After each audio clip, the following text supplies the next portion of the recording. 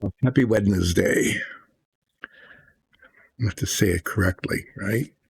I keep saying that. Hold on just a second. Get my official. Let's see.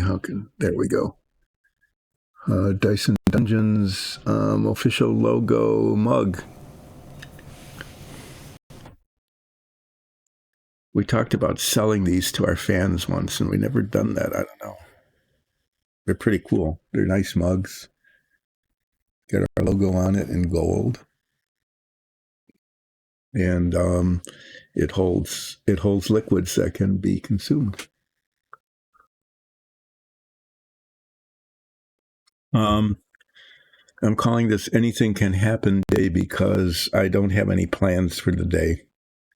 What I know is that I have totally failed in every well-meaning effort to try to clean things up. And so, here, I'm just going to just show you the paints that never got put away. There's the remnant. There's the box holding the command module.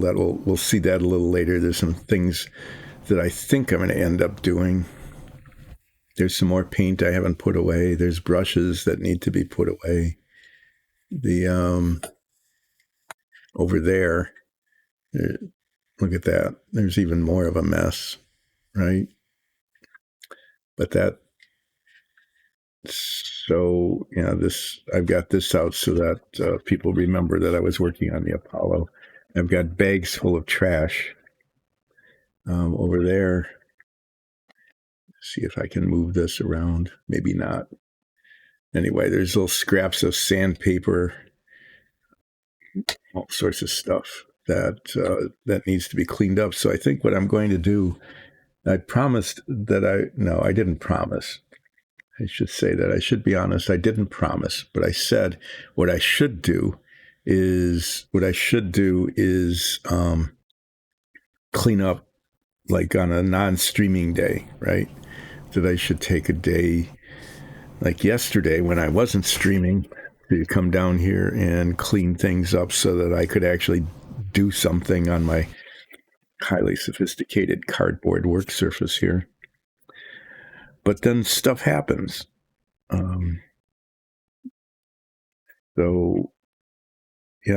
ended up. Well, anyway, when you get older, and I'll tell some stories. I'm going to tell a story about teeth in the 1950s. Okay, why not? So I'll spend a little time doing that, and then I'm going to start cleaning up, and I'm going to mutter on about I've decided children's TV as much as I can remember from the 1950s and early 60s. But we were growing up before fluoride was in the water and in the toothpaste. Okay, so what happened was that as we were growing up, it was very common to get cavities. People still get those, but not nearly as much because the fluoride helps a lot, and then there's all sorts of other things in toothpaste and dental care that exists now that were not that common in every neighborhood in the 1950s. So we would get cavities, and it was a good working class neighborhood. It was definitely not like upper class or we weren't impoverished, but let's just say that the dentist's office was above. It hadn't been a tavern, I don't think. There are a lot of taverns in my neighborhood, like almost every second corner. Some intersections actually would have, I think there was one that had 3 taverns on it. 3 taverns and maybe a grocery store. Usually there was some sort of commercial establishment on many intersections. Not all of them, but many, scattered out throughout the residential areas because people just walk to things and they'd go a couple of blocks to the store. or to the tavern or whatever. But anyway, the dentist's office was above what had been a commercial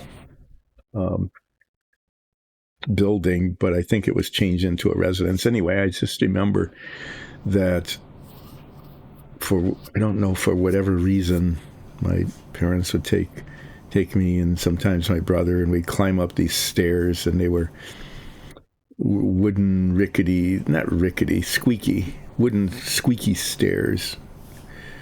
It felt like a lot of steps. Anyway, we'd get there, and the dentist was practicing there, and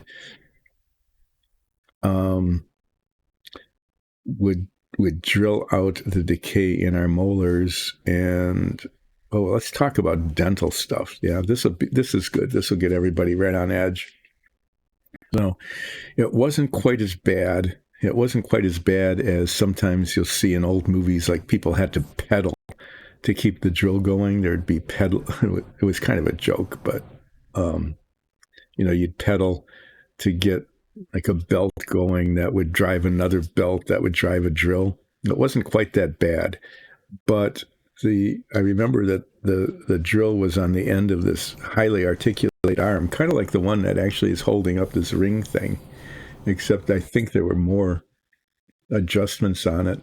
And each one of these like joints, okay, would have a sprocket. It was a round thing, and there were belts on each one, like wire belts that drove the wheels, so that there was probably a motor down in the base of the chair that drove something, sort of belt that spun a wheel on one of these joints, and then it spun another one. So what I remember very clearly was that each one of these little joints had a set of little wheels and belts, and then at the very end was the dreaded drill. And these drills nowadays, they're like water powered or air powered or whatever. They're very, very high speed, but this just ground away. It was, it didn't go like you think of now. It just a low humming, grinding sound. There was no such thing as Novocaine, which is probably just as well, the Novocaine injection. I think they still use it. I'm not sure. Some sort of anesthetic that's injected into your gums to deaden the nerves so you can't feel it. But this dentist didn't have that.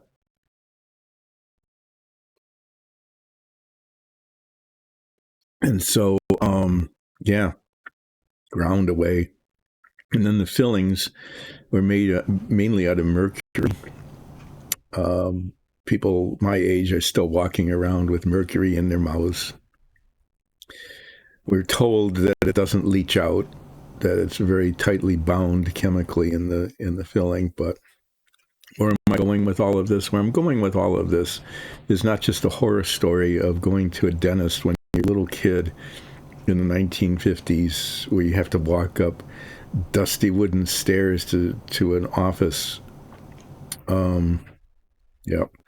Oh yeah, what some classic features, the chair, the drill with all the little belts and pulleys and things, the grinding away, but there was always a spit sink. So there was it was about this big around, okay, maybe 8 inches or something, and it was shaped, I'll just say this, it's shaped like a toilet, really, and water would come in, and it was constantly swirling and draining down. And that's where you spit out the little bits of teeth and excess fillings and stuff, because they put the filling in and then have to scrape it away to shape it to the top of the tooth. And then there were these little bits of metallic substance that they didn't have these aspirators they stick in your mouth now to suck it away. And the only get rid of it was to spit it out. That was lovely. So I think that's kind of why dentistry got its reputation that it still sort of has, as being an unpleasant, painful kind of place, because that was how it was in like the 40s and 50s and even into the early 60s. We finally went to a new dentist who had way more modern equipment. The drill was like hydro-powered, Okay, and it spun way faster, and it didn't. Yeah, these old ones. I mean, because there was no coolant on they just got hot while they were drilling away, so they had to hold it and cool it off and start over. But I think I experienced, some of the tail end of why dentistry always had its reputation.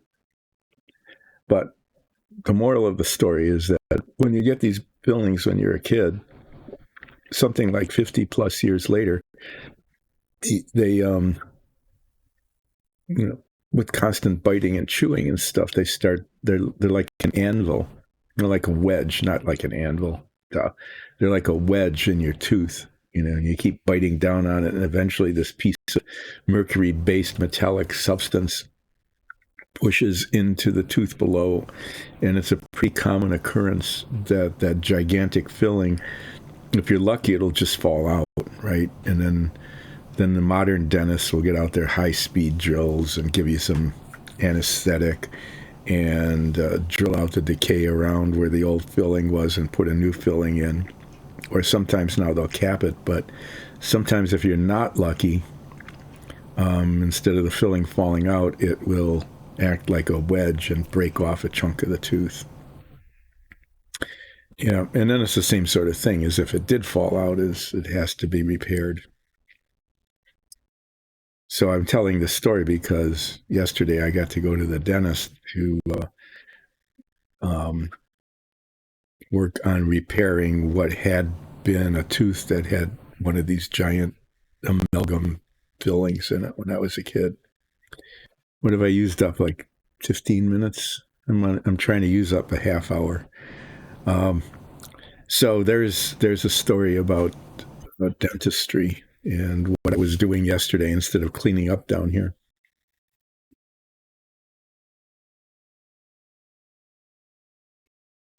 I'm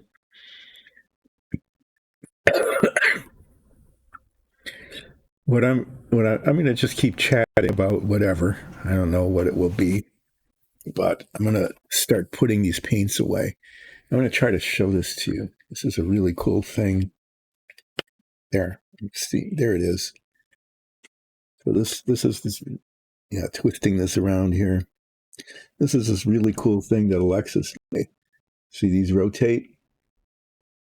These are they're rotating inside of the spools for the PLA filament for the 3D printers that are behind me. Okay, and those 3D printers use the PLA on the spools to make dungeon tiles and sometimes other things like tents and campfires and crates and barrels and beds and all sorts of other scatter stuff that we use in our show. But we have these paints. There's two kinds. There's most of them are like this. Okay, little squeeze bottles with paints in them. Some are larger. So she designed these things, and here, one with two colors on it. Designed these things so that they were just the right size. We're putting one of these paints in, and it's at a slight angle, so the tip is slightly up. And there are two halves that are then epoxied together and in these spools so that there's just this rotating stand thing like this.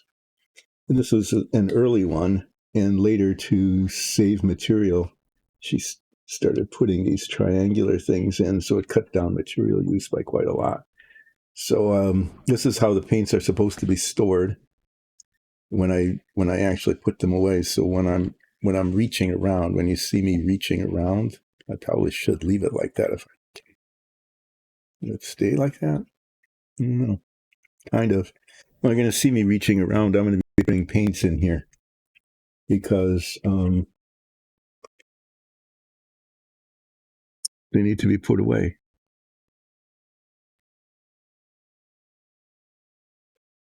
so that they're not everywhere. And a lot of paints are out here right now. Let's see. Yeah. Whoa. Okay. That was almost a real disaster. What you didn't see, but you might have heard, is as I was reaching over to put paints away, my elbow bumped my coffee mug and almost spilled it. Yep, anything can happen, Day. That anything that could happen could have been a gigantic spill, which would have been very amusing, I'm sure.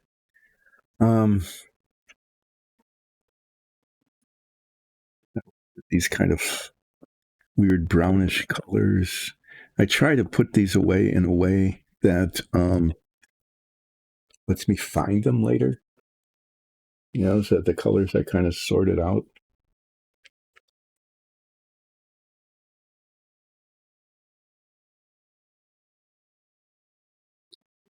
Trying to put the metallics with the metallics.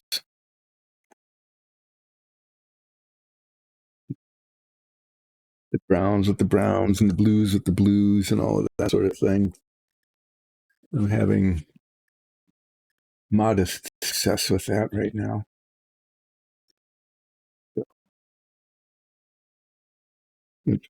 Browns, gunmetal, chain. There they are.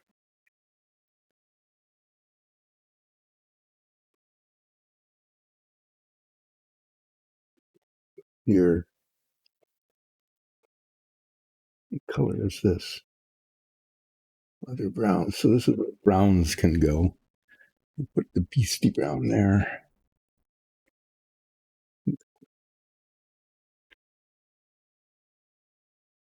This is pretty exciting, isn't it? Watching me put paints away instead of doing something useful,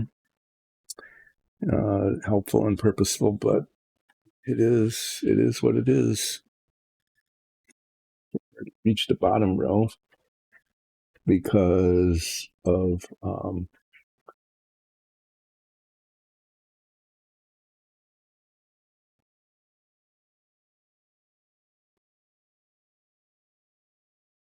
could be a spot for the blue.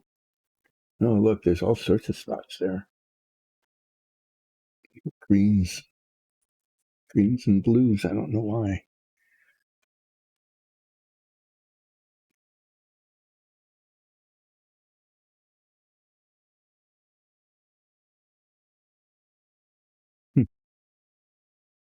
No, hopefully I'll find them again later.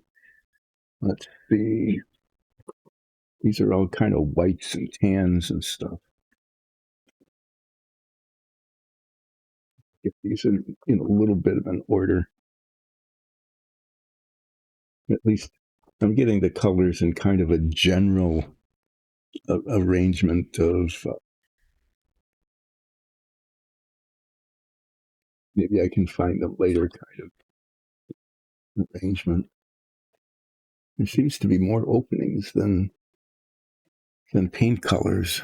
Maybe I've got another pile of paint somewhere that I don't even know where they are.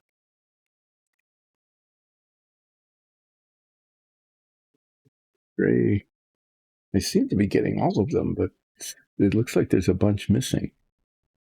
I wonder what that means. I don't know.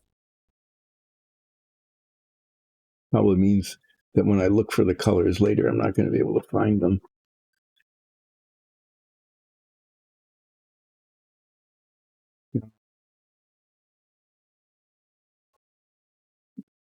The blacks and grays there. Well, all the paints that were piled up here aren't piled up here anymore. So they're in those stands, which is a good thing. Let's see. What else would be uninteresting? Hi, Ole. Thanks for dropping in. You are not missing anything today. Well, maybe later on, after I'm done cleaning up here and talking about 1950s and 60s children television. That's what I'm going to talk about today. I'm going to show the pieces of the Apollo. I'm going to show all of the things that are done, just to show everybody that, in fact, they are finished. So maybe if you want to catch this on YouTube later, you can see the pieces of the Apollo as they've been completed. I'm not going to get to that for a while because I'm trying to clean up the workspace so that I can actually do that. Because I didn't do that during my day off, which I spent mainly at the dentist and then talking to salespeople. So this is a bag full of trash, sort of trash and other things. And these other things are a little bit important. I'll pull these out. But these are all, I don't know why I put them in the bag. It's like, I have this habit that I picked up as a kid of don't throw things away. You never know what might be useful. You know? And so these are pieces of the sprue of the Apollo model. And I know I don't need them because there's no parts attached to them any longer. I mean, there just aren't any. And I can see that. I can see that there aren't any parts attached. And I also know that I have essentially finished the model and I wasn't missing any parts. And so there aren't any still lurking on here anywhere. Some of this stuff was useful for testing different adhesives and different colors of paint and stuff. But right now, I'm going to say that they are in fact just garbage. And one way to clean up space is to take trash and throw it away. And then it becomes a blight on the environment. This is all plastic, right? And it's going to go into a trash container that has a plastic bag in it. And so I'm going to contribute here. There I am. I'm behind the light. There's no need for that. I'm going to go contribute to the plastic pollution of the planet here. I have to apologize to the planet, but I don't know what else to do with this. It's just now trash. I'll probably at some point in the future say, wow, I really should have saved all of that because I could do something with it, but there isn't anything I can do with it. So this is going away. There. Kind of too bad that the microphone filters out those kinds of noises because it was the noise of plastic trash going into a trash can.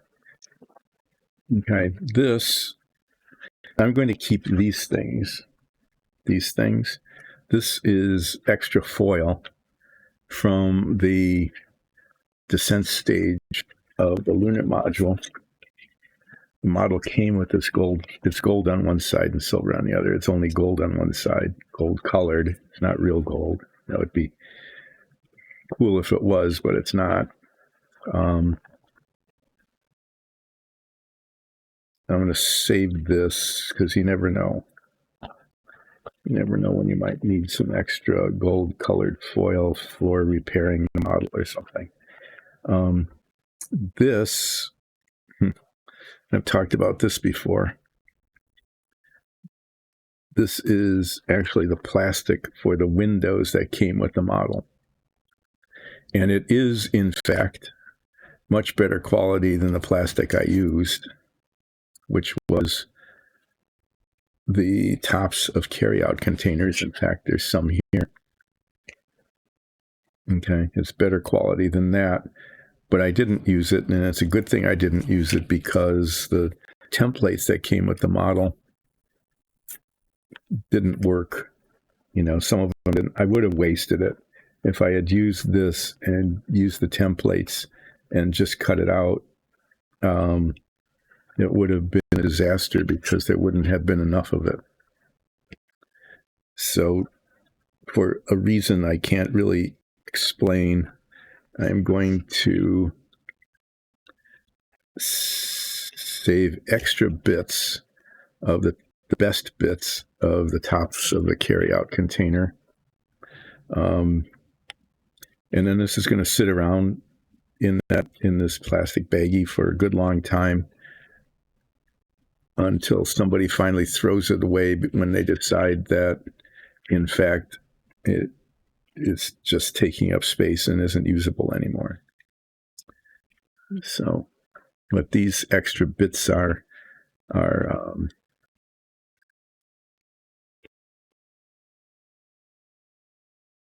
the equivalent of that plastic that came with the model for the windows that went into the.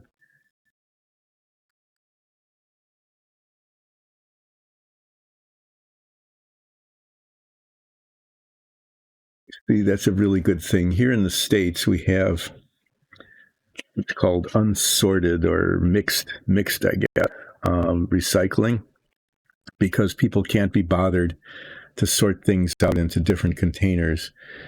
If they recycle at all, we do, but not everybody does. If people recycle at all of it goes into what's recyclable stuff. Okay, goes into just one container, and then it goes to a factory-like thing that is supposedly able to sort it out.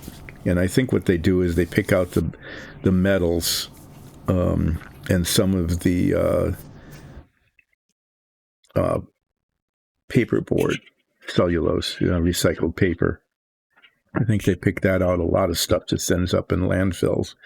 There is a trash to power station here near our place where some of it is burned. Of course, burning it has its own downside as well. But that's amazing that you can recycle that.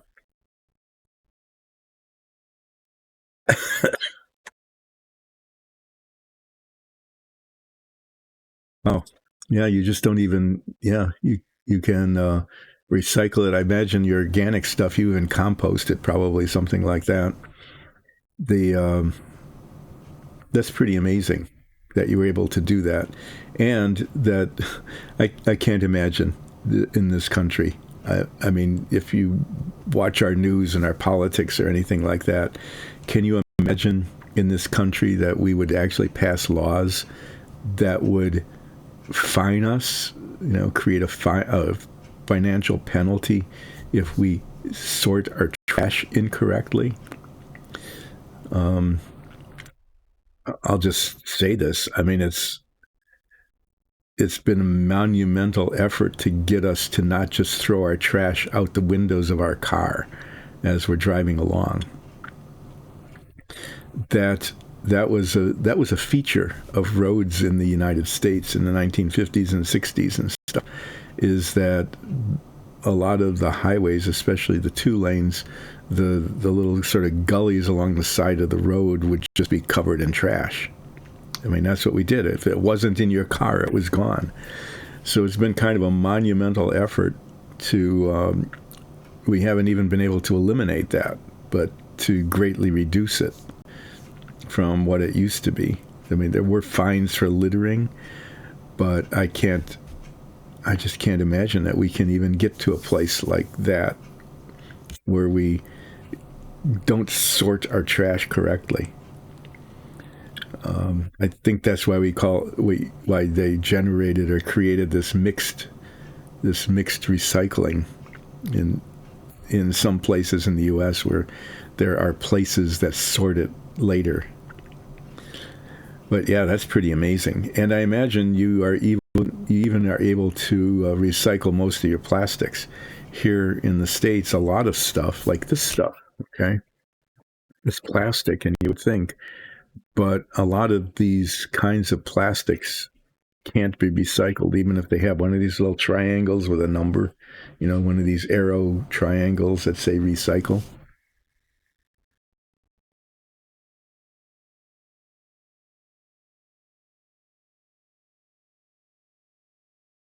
That's really enlightened. Garden waste. Garden waste is really an issue that it should all be composted. It's really easy to do that, I would think. But we don't have, in a lot of places, there isn't any place to take it. The people who, take our trash to the landfill, because we do have landfills yet, You're not supposed to put garden waste in it. And I'm not really sure why not, because that stuff would biodegrade, right? But they say don't put that in your trash.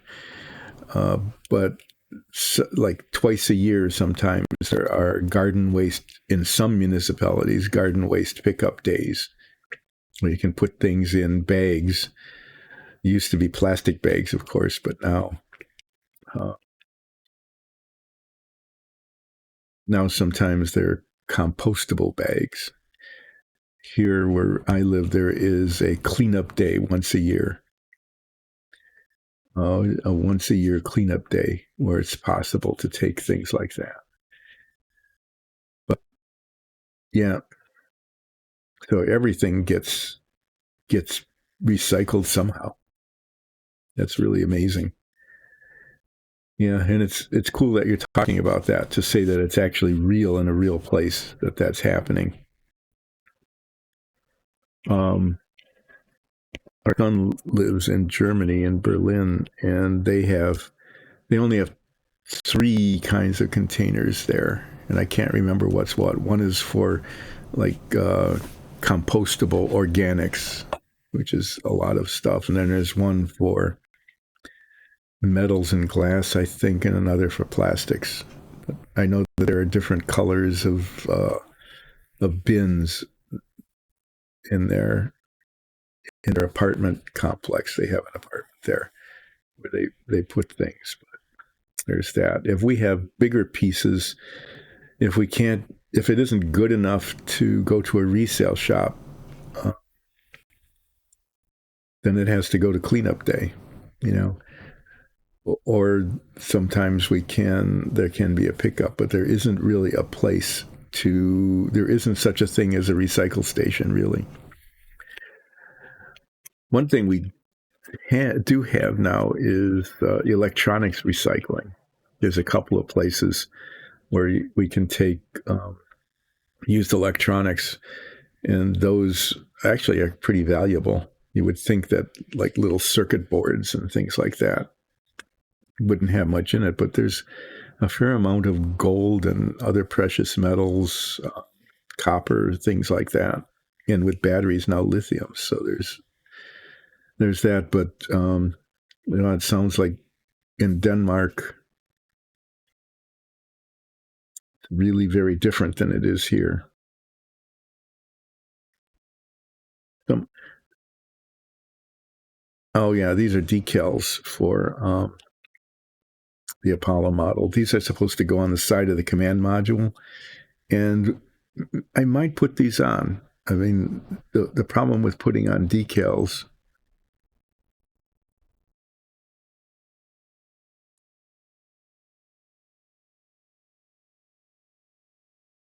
Holy cow. That's just amazing that they recycle where they can dispose of like a. Huh.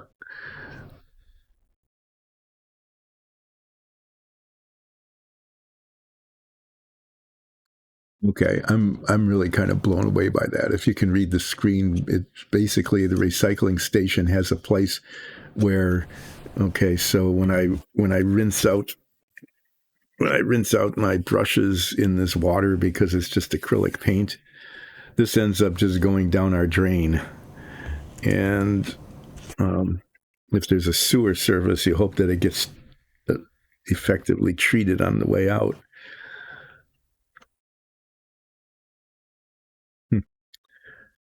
But they even have a way of cleaning up the water there.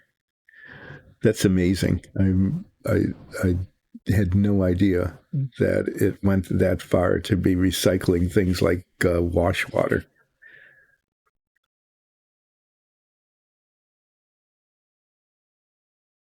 We're pretty lucky here. If we recycle our cardboard and newspaper, some of our plastics, I think like 2 out of 8 different kinds of plastics are routinely recycled, and the rest are just either burned or landfilled because there's no way to effectively do it here. But the fact that other places are doing it means that it can be done. It's just that we're not doing it here. And to get people to accept the responsibility to do sorting. so that the recycling can actually happen effectively. Yeah, that just strikes me as being kind of beyond the capacity of us here in the States to do that routinely. So if there's anybody in chat or listening to this on YouTube and you want to argue with me about that, I would appreciate that. Please do that. Tell us your recycling stories. Anybody who's paying, who's watching this either in Twitch or YouTube later, if I'm wrong about us not being very good at recycling, yeah, tell us about what you're all doing and compare it to what Ole is saying that they're doing in Denmark. I know that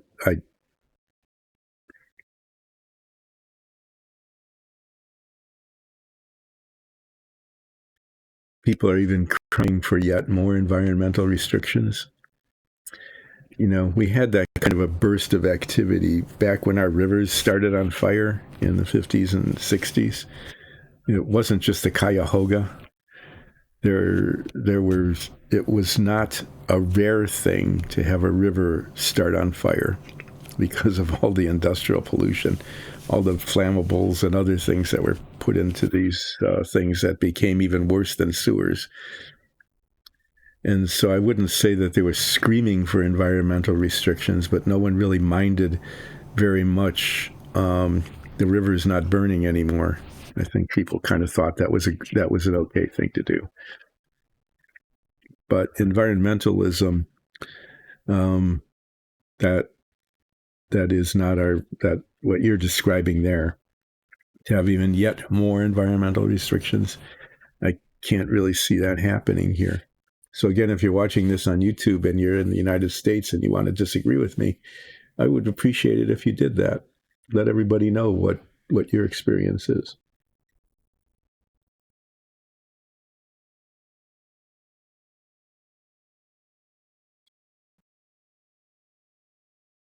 I could talk about my experience in different urban environments. Some cities are very, very clean and others aren't. One thing I've noticed, I'm going to compare and contrast two cities that I'm sort of familiar with. And, these are overgeneralizations and probably is not fair, but what the heck? This is just my observation of things. As I'm picking up more trash that is going to be sorted and just thrown into the general trash.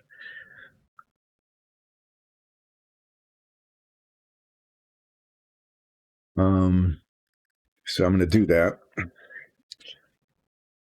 The irony of hearing about environmental restrictions and trash sorting in Denmark versus I just threw that unsorted, unrecyclable trash into a plastic bag.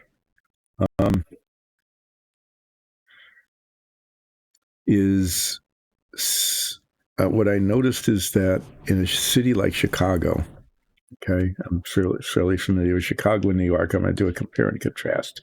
And I'm not saying one is better than the other, but they're very different. One in Chicago, there's just a lot of trash bins. All the commercial properties, the apartment complexes, all those sorts of things have places where there are big dumpsters where things don't get sorted for recycling, but they're dumpsters for trash. And then people get paid to, oh my. Yep, that's true. The four of us, our four big countries, are responsible for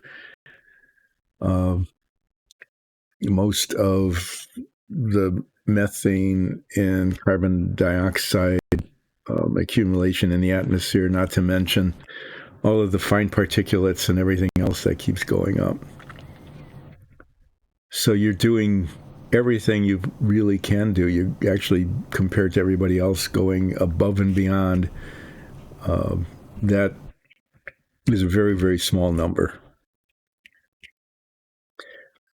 But the thing that you're doing is you're demonstrating what's possible. Okay, in terms of eliminating emissions and keeping pollutants from getting into the environment. It's just, I'll editorialize a little bit. When I was working, I had aphorisms for management, and it's, instead of a big management book, it was, if you can't just say it as an aphorism, like you can't finish unless you get started, or it doesn't change until it changes. I can explain that sometime later if anybody was interested. Okay. But another one is always find out if it's can't or won't. So if something should happen, that there's a possibility of something happening there, and it doesn't, it is very simple. It's either can't or won't. It is that simple. I'll assert that. It's not happening because it simply can't be done. And there are some things that simply can't be done. But more often than not, it's not can't, it's won't.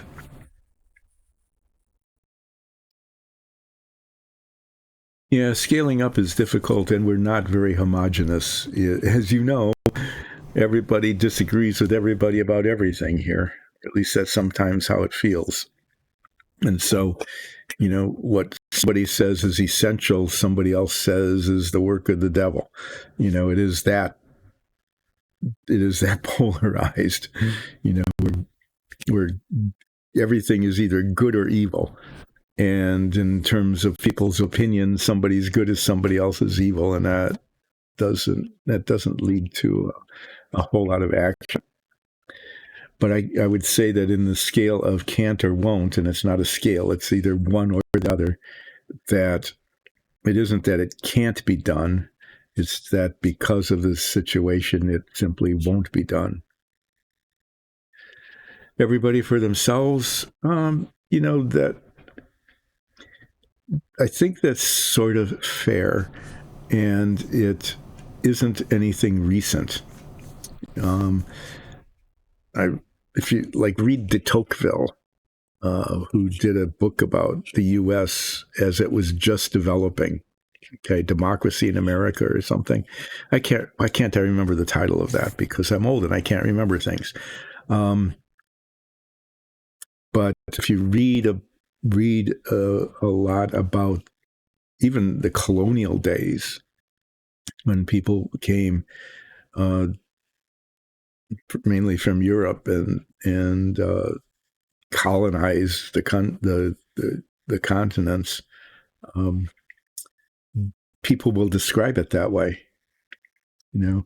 I was reading some history.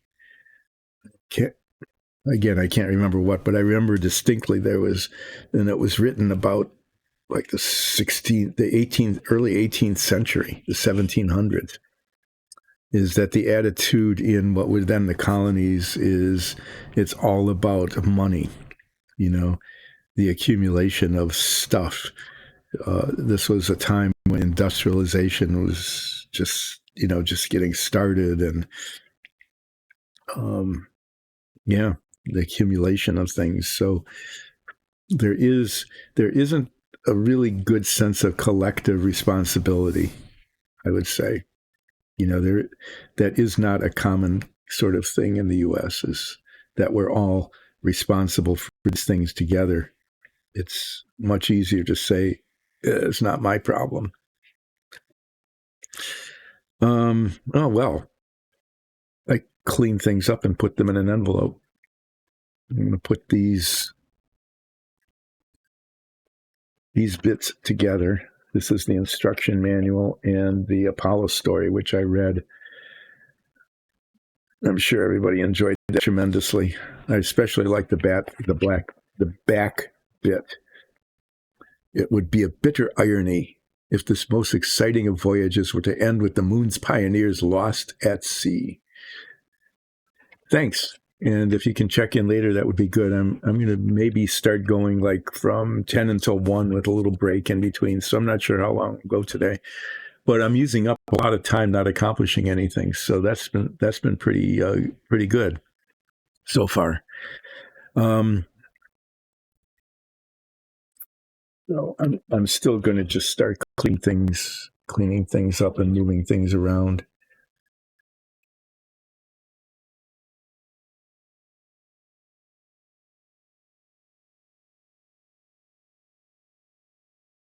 Got these containers. These containers are actually really helpful. There's little bits like this, and then there's this. I don't know if you recognize that. Okay, but we got a couple of these. They're they're for samples, right? You put your excreted sample in there and then close it up, and then you get to write your name on the on the label there.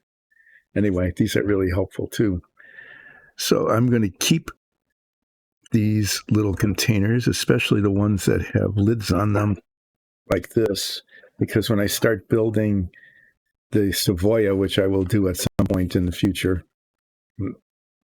I might get around to doing some unboxing today, but at some point in the future, when I start building the Savoia, I'll be using these containers to hold parts.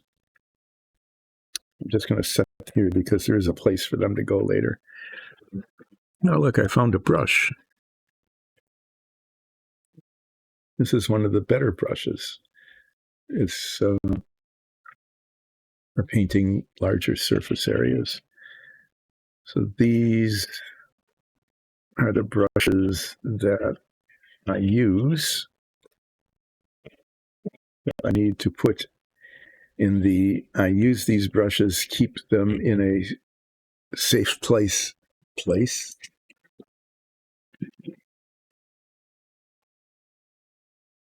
These, there's a shelf here with a space underneath it, which allows me to keep these things in a safe place where I can find them later. That's the theory. And some X-Acto knives and a pen. And then what are these?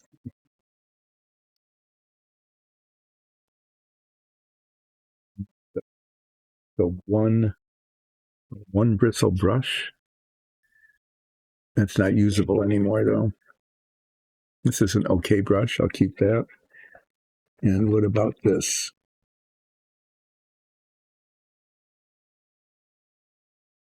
This is a brush that should be good but isn't because the bristles kind of come apart.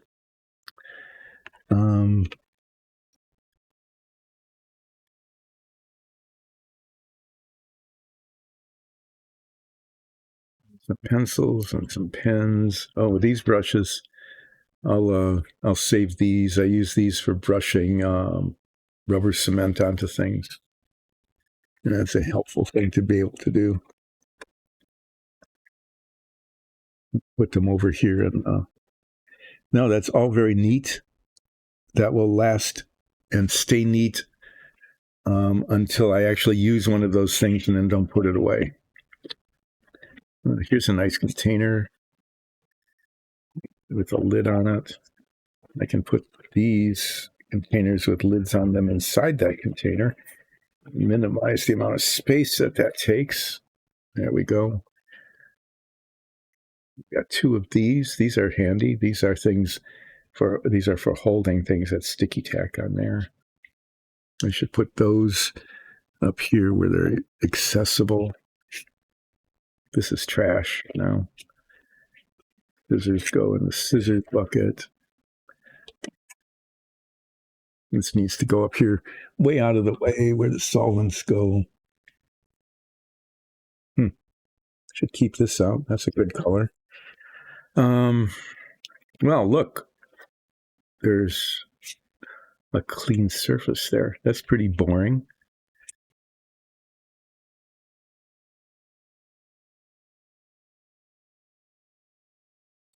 Over here,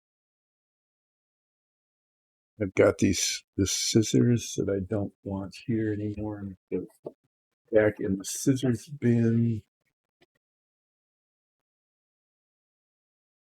I've got a piece of just a piece of paper, like card stock with test colors on it that I used for testing colors. And I don't know why I'm saving that. No, I'm not. It's going to be unsaved here. Rubber bands, those are useful.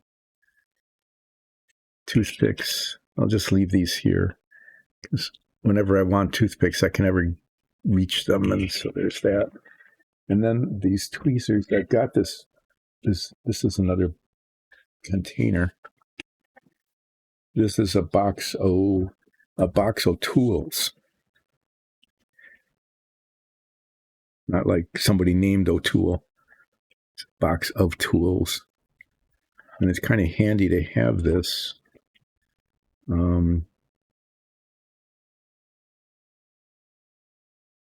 Needle files, these are handy. Why do I have nails and pins in here? I'll explain that in a minute. I'm going to rearrange the inside of this. Sometimes you just need little pokey things, you know, like this pin. That's a really good thing to have.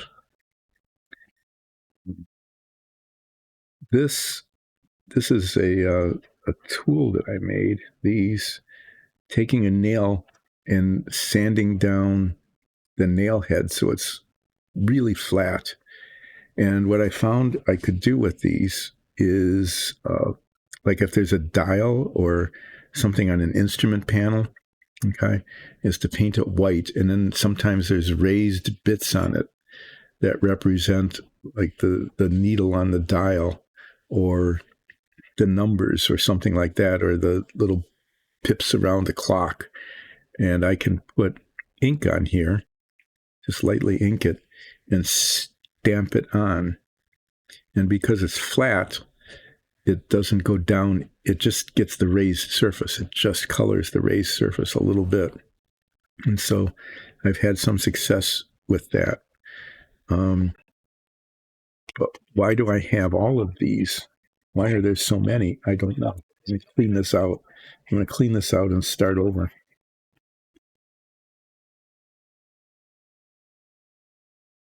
Okay.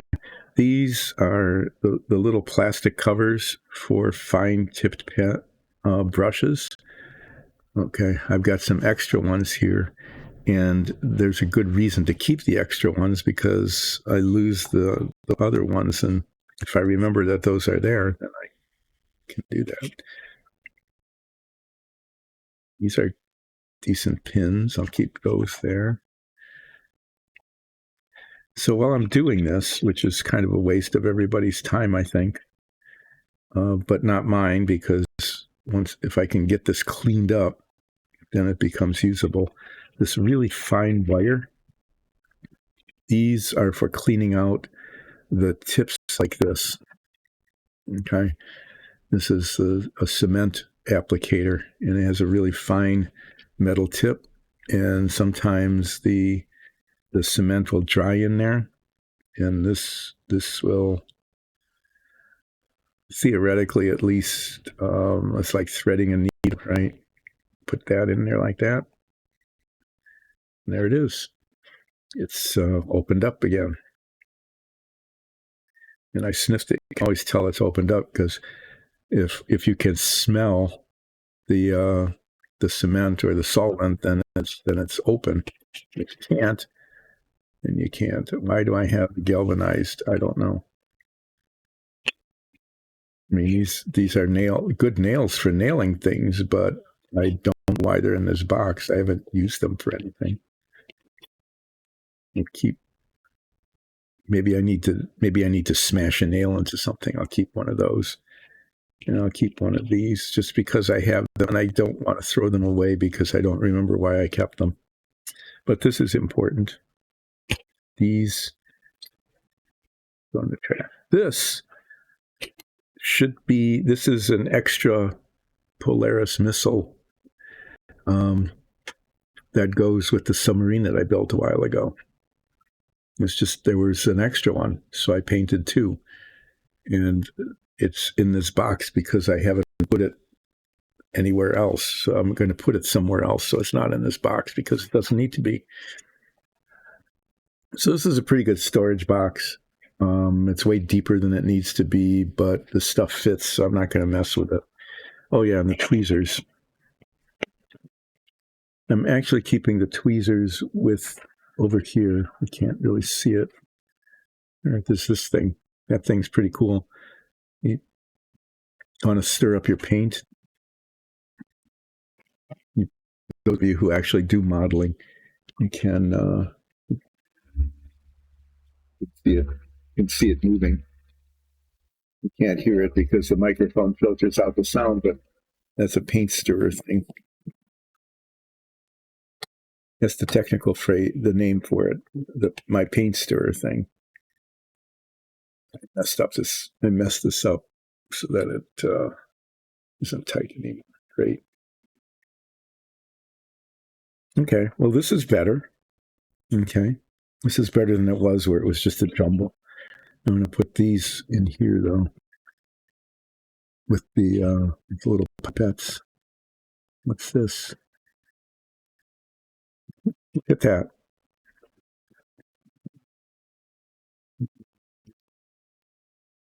Another one of the little paint cover things. Now I've got 4 of them, and I'll never need them again.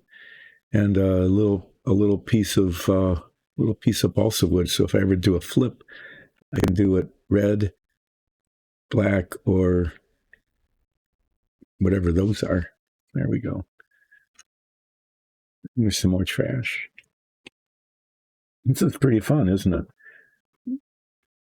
This is like rooting through an attic, and you never know what you're going to find. What magical things might we find here? So far, nothing of value.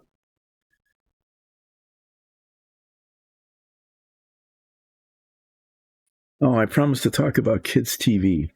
So I said, this is Anything Can Happen Day. That was homage to the Mickey Mouse Club.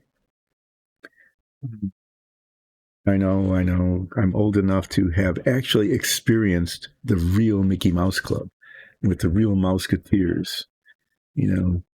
Cubby and Annette and Tommy. I don't know. There were a lot of them. They had like kids' names. Really nice 1950s white kid names. Those kinds of things. At the beginning of each show, they popped up on the screen and yelled out their name. I can't remember very many of them anymore. There's probably some on YouTube. You can look up old Mickey Mouse clubs. We all learned the theme song, even before we knew what letters were. Really, we knew how to spell Mickey Mouse because of the Mickey Mouse Club. We could all say Mickey Didn't know what the letters looked like. Well, we did because they popped up on the screen as they were sung. The Mickey went around. The really good part about it, though, was that as we were singing Mickey Mouse, then Donald Duck would pop up. Mickey Mouse, Donald Duck, Mickey Mouse, Donald Duck, because they went back and forth, with their rivalry, just getting rid of more trash that's not going to be recycled.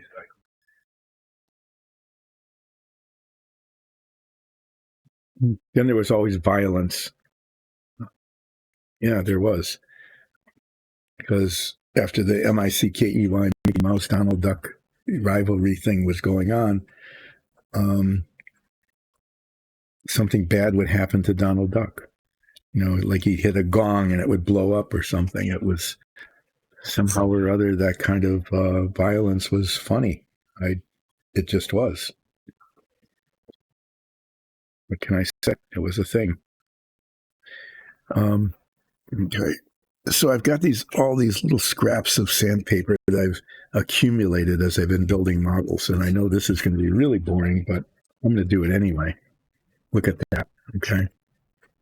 Some of this is still usable, and I don't like to waste stuff, as you know, but I don't know what the grid is. Okay. And so not knowing what the grid is, It's not that usable. So this is like very coarse grid. And what I should have done, and I think I did with a few of these, is I actually wrote the grit onto the back. Some you can see, like it's 600, right? Some, this is 600 because I wrote it on, right? That was a good thing because this says it, but this didn't. And there's a lot of that left. So I'm going to save this because I just save this stuff because I just do. There's 3,000 grit. This is for really fine polishing. 3,000 and 2,000, which I haven't been doing with most of this model. I've been using a lot of 6 and 800. So these sheets are all part of a set of sheets of sandpaper, which are somewhere else. But these are still almost intact, so I'm going to keep them aside. This is really coarse. This is 150 grit, so this will cut into things really fast. That is, I can't fix it. There's not much of that left. This one's all used up. Look at this. And I just kept saving this as though I was going to use it sometime. It's pretty funny. So some of these things are still usable, but I don't know what grit it is, so I don't know how to use it. These pieces, these bigger pieces here, are really fine, almost like emery cloth, and they hold up for a long, long time, and they're good for polishing. So I'm going to save those and put them over there. So out of this whole thing, there's like one piece and this that are actually still usable, and I'm just not going to bother. I'm going to keep this though. This is a nice container for putting in little bits of sandpaper that in the future, when I cut them off, I'm going to label them so that I can use them. And this is my sanding block. So there's a pile of sandpaper of various grits that I just need to store somewhere out of the way. I'm just putting it out of the way now. So I didn't really need this because I was going to write what the grit was on these things, but I'm not going to because I don't know what it is. And I have to remind myself that if I use it up, I can get more. It doesn't disappear from the face of the earth. So I'm going to add this to the pile of non-recyclable stuff.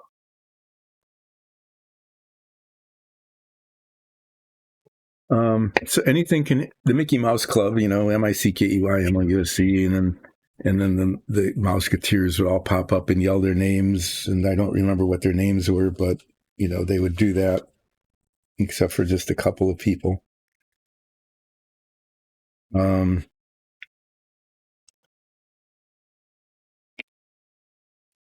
But it was on 5 days a week, and each day was a day of some sort of event, and one of them was Anything Can Happen Day. They had Cartoon Magic Day, I think it was, where they would show really old cartoons. It has some way to fill the time. This is. I'll show this later. What I have here is this is left over from the gold-colored foil. Just little scraps of paper. Okay, and some of these are useful for like mixing epoxy or testing an adhesive, squeezing a little bit out to make sure that it's flowing. But I've got a lot of them. These can be recycled. So I'm going to collect the recyclable paper. Paper towels can't be. I got these things that weren't very useful. This is the instrument panel of the lunar module. It's kind of a cool thing, but not needed anymore. This was the moon suit, and I used this as the pattern for actually painting the moon suit that comes with the model. But that's recyclable.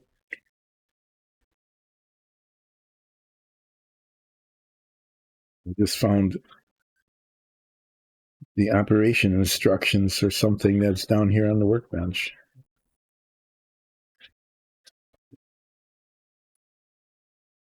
Important safeguards, cautions, and warnings. We don't need that anymore, right? And then somehow or other, I don't know how this happened, I've accumulated a whole pile of little bits of paper towel. And I know that some of these I tore off to like cover up things so that they wouldn't get dusty.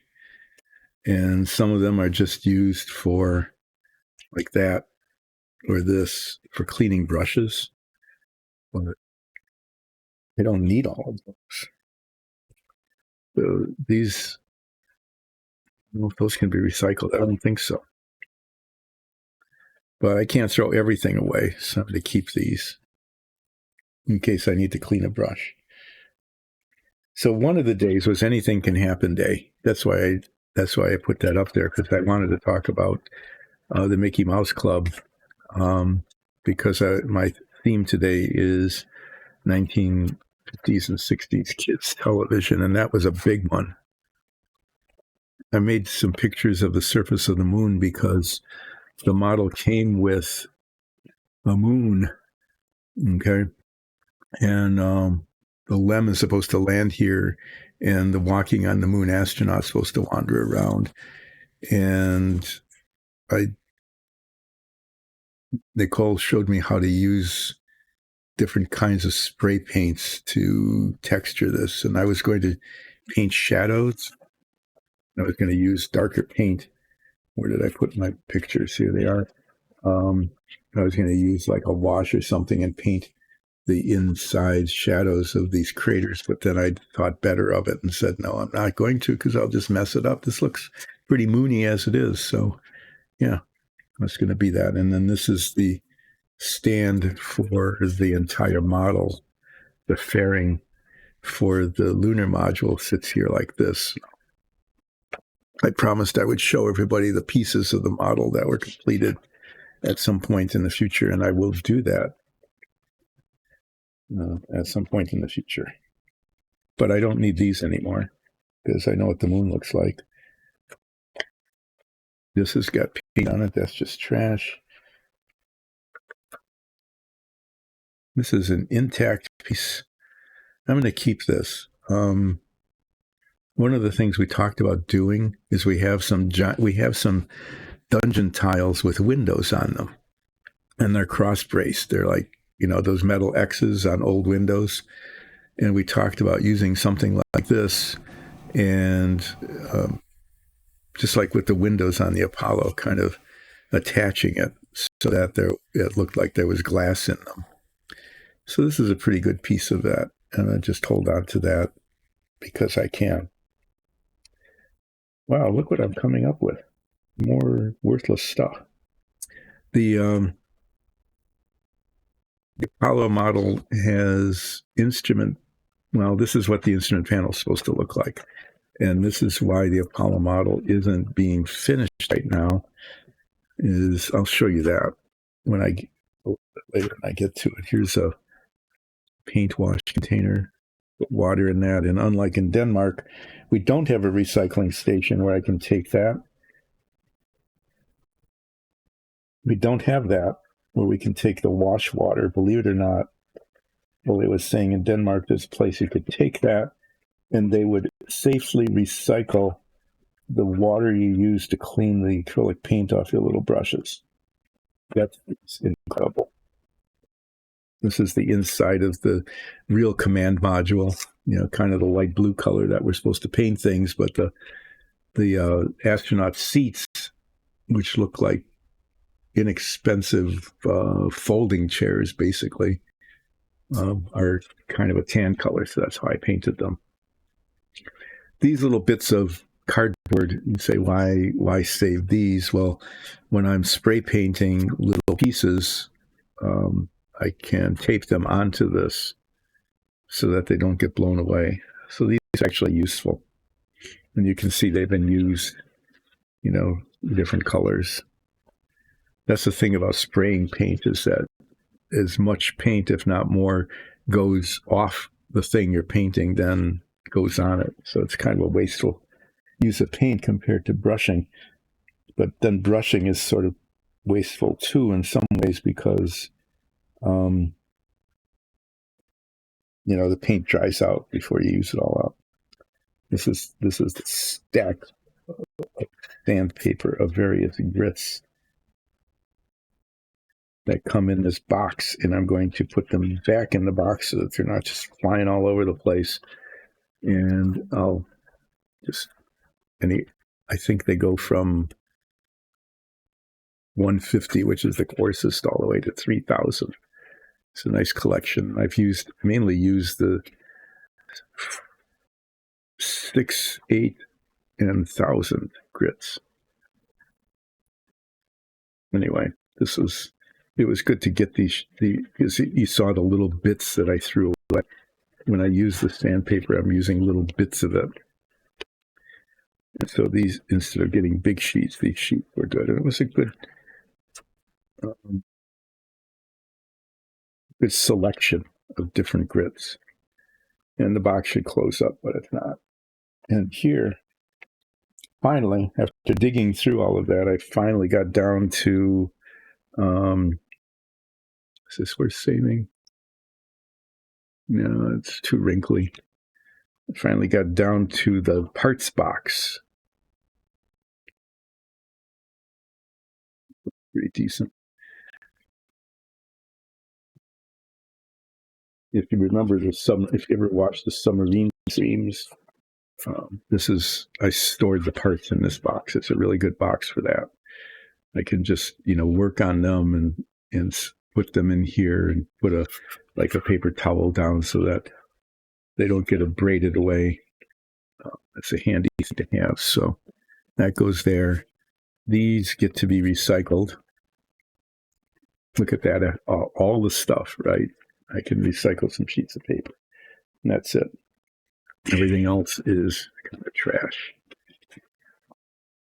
Now, I've still got a pile of stuff there that's in the way. Well, it's better than it was.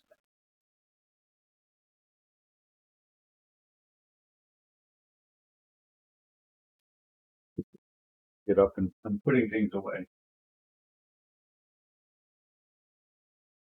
So the Mickey Mouse Club, everybody learned the theme song. Some people memorized the names of the Mouseketeers.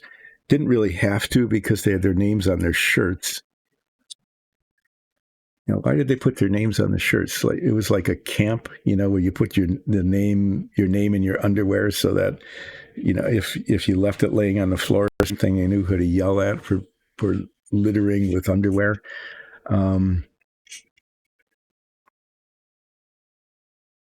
Maybe it was so that the audience would come to know them, because we were all kids and we couldn't remember the Mouseketeers' names. Maybe they forgot their names. Maybe they couldn't remember their names, and so they put their names on their shirts so that if they started interacting with each other, they could look at the shirt and say, "Oh, hi, Tommy," or "Hi, Bonnie," or whatever. I can't, their names were.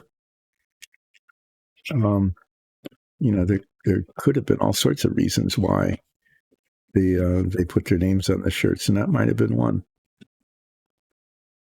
I think it was probably for the audience. It's like football players and baseball players have their names on their shirts now, so that people who are watching the game can tell who they are, because they don't. Otherwise, they'd have to associate a name with the number on the jersey, and that's 2 steps, not just one memory step. Or maybe it's because I can't remember what number my jersey is, but I know my name. And so when it comes back from the laundry, they put the right shirts on. What if they did prank day? What if they did prank day and they put on somebody else's shirts? Would the coaches get confused? Hey, Robertson. You, Robertson. What, me? I'm not Robertson, but your shirt says Robertson. Yeah, but look at me. I'm not Robertson. Don't you know what Robertson looks like? Your shirt says Robertson. That could be fun. You could do prank day on the coaches and mix up all your jerseys where everybody's wearing somebody else's name. But that doesn't have anything to do with anything can happen day, does it? No. Okay, these are the bits of the command module.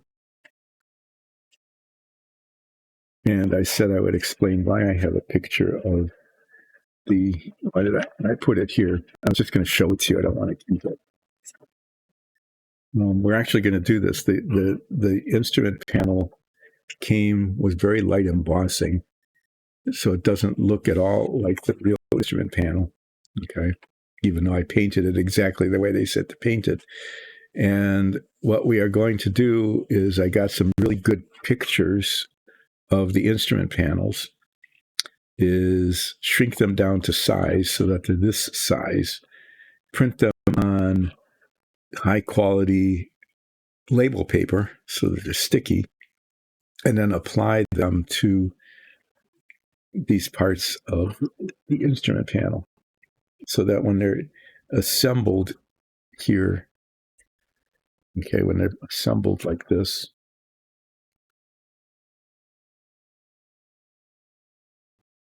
and you look through the hatch or the windows to the inside, one will be able to see the things that don't just look blue, but look like the instrument panels. I even found one, it was like this part of the instrument panel down here, which is kind of way down at the bottom. It's very rarely shown because this is the main instrument panel, this rounded bit. That's what this is. And then there's some wraparounds that go on to the sides of these a little bit.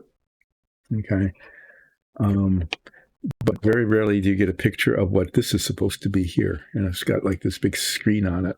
But I actually found one that showed what this was. So I'll be able to put something there and then supplement it with things on either side, even those might not be historically accurate. I've done that in hours. Drop things on the floor. Yeah, there's that. So there. No, I don't need that anymore because I once again explained the situation. There's still a fair amount.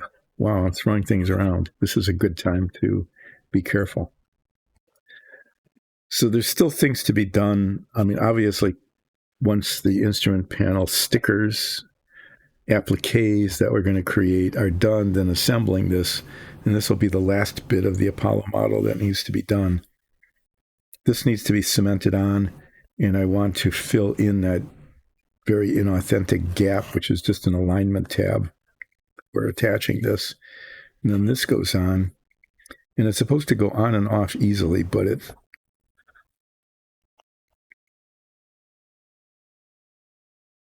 explain this. The model simulates the actual Apollo mission, and so this cover, which is on here during launch, okay, and during most of the mission, it goes on like this. It settles down. The escape tower attaches to these points down here, and then when the capsule is about to land, this is jettisoned. This is it being jettisoned, and it comes off, revealing the parachutes so that the parachutes can be deployed and bring the capsule safely back to land in the water. So I was having trouble getting this fitting. Goes on okay. I was having trouble getting it to come off. but it seems to be coming off okay if I hold it like that. A thing I could do, okay, this all gets assembled and then this goes on top of it, is I was thinking, well, I'll not attach that until near the end. But the way this attaches, that's not in the way. So I might not. I'll do a thing. I'm going to do a thing today. I'm going to cement this on. Okay. And then after I cement it on, I'm going to put a little bit of protective tape here and actually put some filler in here so that I can sand it down and paint it to match so that that notch doesn't show. Okay. And there's no notch on the bottom of this. So if that notch disappears, all is good. It's not necessary for this to be on there. This is the airlock and docking module and hatch to connect the command module to the lunar module.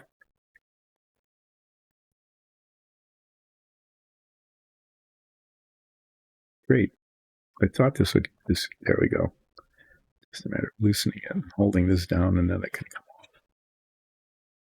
So why not? Why not attach this? I can do that. I can do that probably without hurting anything. I can give it a try. So I'm going to do some model assembly here. Put some paper towel down here. Take this up. What I managed to accomplish on Monday that took forever was I got the windows in. You can see that now these the window openings now have windows. Those were those little bits of plastic that I was talking about. And I managed to get the door there. And I've got this toothpick in the door because if it closes, I can't open it again. I mean, it's designed to open like this. There, right? So if this were assembled, I can't get it to open, right? So I put a little bit of a little block in here, a toothpick in here, so that I could open it, and that's where you peer through. Right there, it keeps closing. Peer through the hatch into the interior.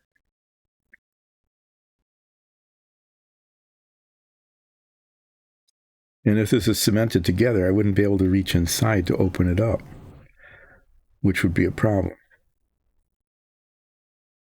But I don't want to put anything permanently there.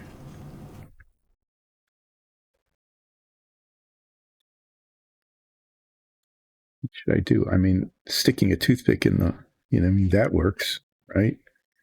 But I don't want that there all the time. I think what I'm going to do is, I'm not sure. I'm not sure what I'm going to do. What I do know is that I'm going to cement this on because that is something that needs to be done. Once it's done, it's not really in the way with the rest of the assembly. So I'm going to use this stuff.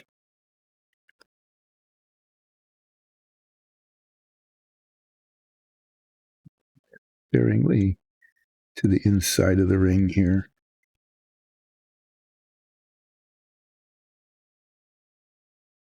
I discovered that it works best if it's applied to both surfaces.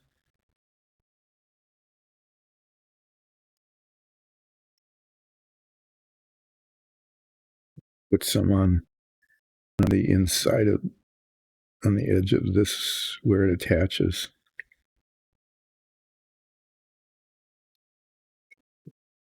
I don't need that much really. And then cut it down. Look, I'm doing a model thing. I'm putting it together, and then there. And then it grabs. I'm just going to put a little bit of pressure on it for a couple of seconds, 30 seconds or so, just so that it forms a firm grip.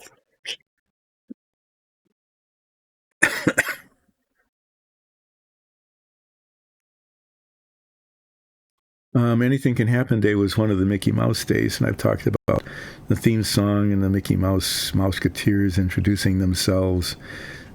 And I think Anything Can Happen Day was just they didn't have anything else to do. There were 5 of them, and I can't remember. It's just amazing. And they were always the same days every week. Okay, so Tuesday was whatever, and Wednesday was another one, and Thursday. One of them was Guest Star Day. They would have somebody come on, and they would use up like 10 minutes of the show, and they would do something. And it was always weird. Like someone would, I remember there was one, they were usually kids. Okay, guest star days were kids. They were the same age as the Mouseketeers, so they should show off their talents. And they were just a little bit older than we were because, as the audience, we were watching it, right? And the Mouseketeers were a little older than we were at the time I was watching the Mickey Mouse show. And they'd have guest star days, and there was one who did rope tricks, lassos, spinning the lasso and jumping in and out of it and things like that. I think sometimes they had someone who would sing. There was one who yodeled. And for some reason, I don't know why, I remember this distinctly. It was like this kid was yodeling and singing the song, Teach Me How to Yodel. Why someone would make that song up, I don't know. But there was a song, and there still is. I don't think the song disappeared. It was Teach Me How to Yodel with the yodeling sound.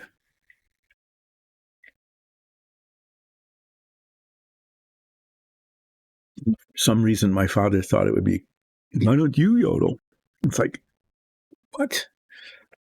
This is dumb. Even then, I was thinking, I don't want to yodel. What would I do with that? Go back to my 3rd grade class and yodel for people, even though they all watched. I'm sure we were all at that age in the 3rd grade class or whatever it was, watching the Mickey Mouse Club. Maybe, probably even younger, it'd been like 1st grade or something. Even though the peers in my grade school probably watched that same episode of Guest Star Day, they didn't come to school yodeling. It just didn't happen. And so it would be, Dad says, why don't you yodel too, along with the song? And I was like, nobody's going to yodel. And they didn't. There wasn't any yodeling going on at my grade school. So we tried it and weren't very successful at it. It was just kind of dumb, but not to say that yodeling is dumb. What I am saying is that if you're growing up and you go to your grade school and you start yodeling and nobody else is yodeling, it's not going to go well. It's not going to be a good thing. So you need to yodel in the appropriate time and place. Anyway, that was one of the guest stars. Why did I bring that up? Because, just because my dad didn't say, oh, I'm going to get you a big piece of rope and make a lariat for you so you can learn rope tricks like that. That didn't happen, but yodeling did. Okay, so I'm taping this because I'm going to put some filler in this gap and then paint it the same color. And I didn't want it to get all over this pearlescent white. I don't want that. So I put some protective tape down, and that will protect it from the paint as well when it comes time to paint it. So this is why I saved some of these little bits of paper and these toothpicks. The filler I'm going to use is wall filler spackling compound, which I've used with some success. It doesn't sand to a glossy finish like the plastic, so it still shows a textural difference compared to the rest of the model. But for something like this, where that isn't an issue, it works just fine. It sands better than some of the other stuff.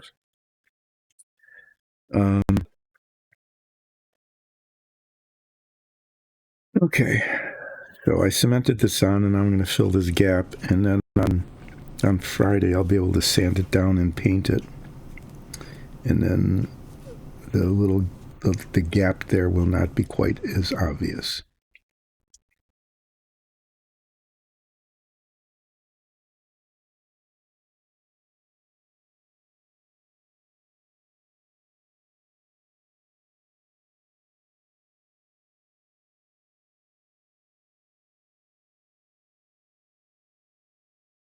Anyway, so these guest stars came on guest star day, which was one of the days that I remember that wasn't anything can happen day. And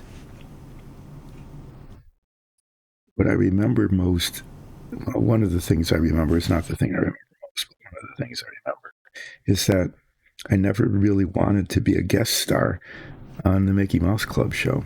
And you want to say, well, why wouldn't you want to be a guest star on the Mickey Mouse show? And who wouldn't want to be? Well, the reason was actually because of the hat that they got, the mouse hat. So the guest star did something like a rope trick or yodeling or singing or tap dancing or something, right? They did a thing, some sort of guest star thing.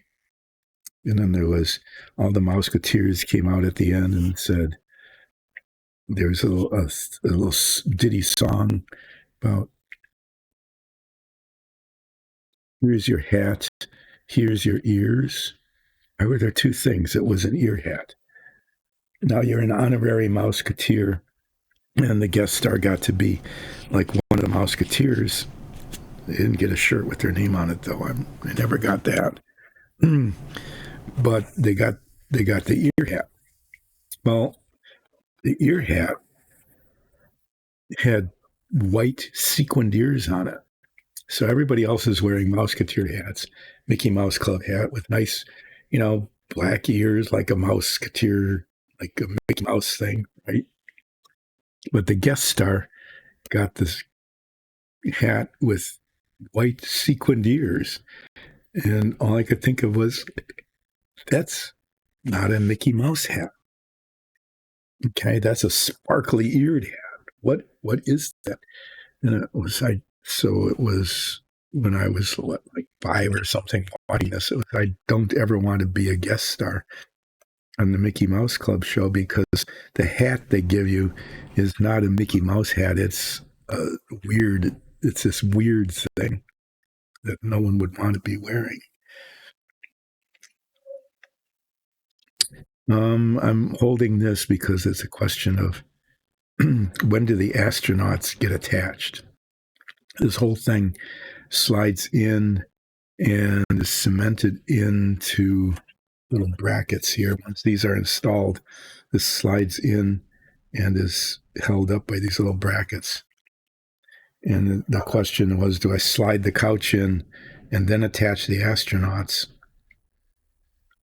Or do I cement the astronauts in and then slide it in? I'm leaning toward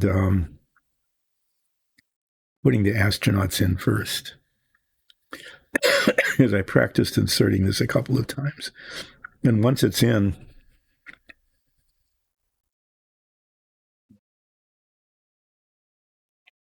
show it to you. Why not? Do a demo. I'm going to do a demonstration here.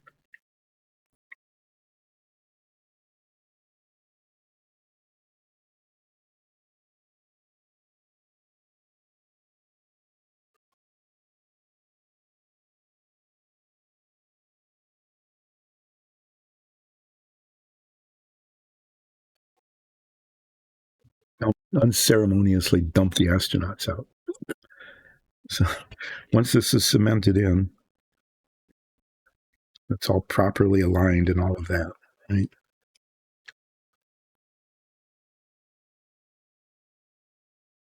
this is supposed to slide in like this, and drops down into these little brackets on either side like that.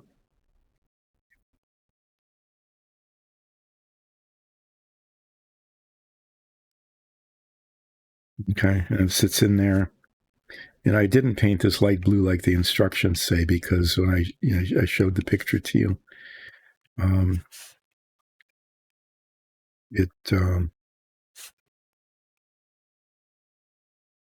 yeah.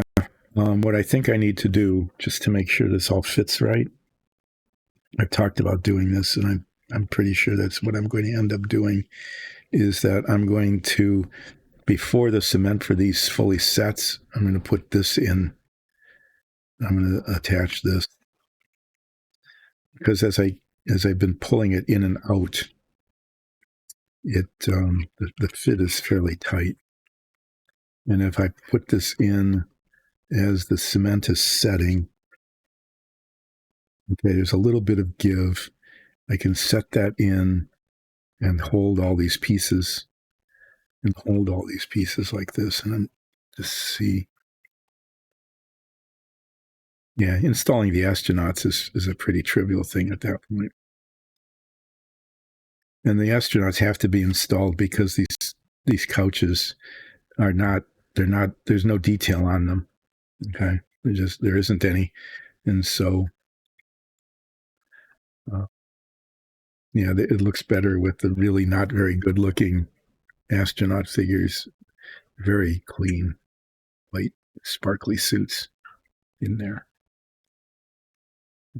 Instrument panels are there, and then the main instrument panel hangs over their head like this.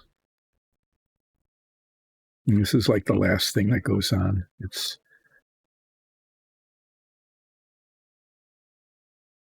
just like that over their head, and I would put that on after I put the astronauts in their couches. All right, I'm glad I played around with that. I answered a question about how this is going to go together. Made a decision, an assembly decision.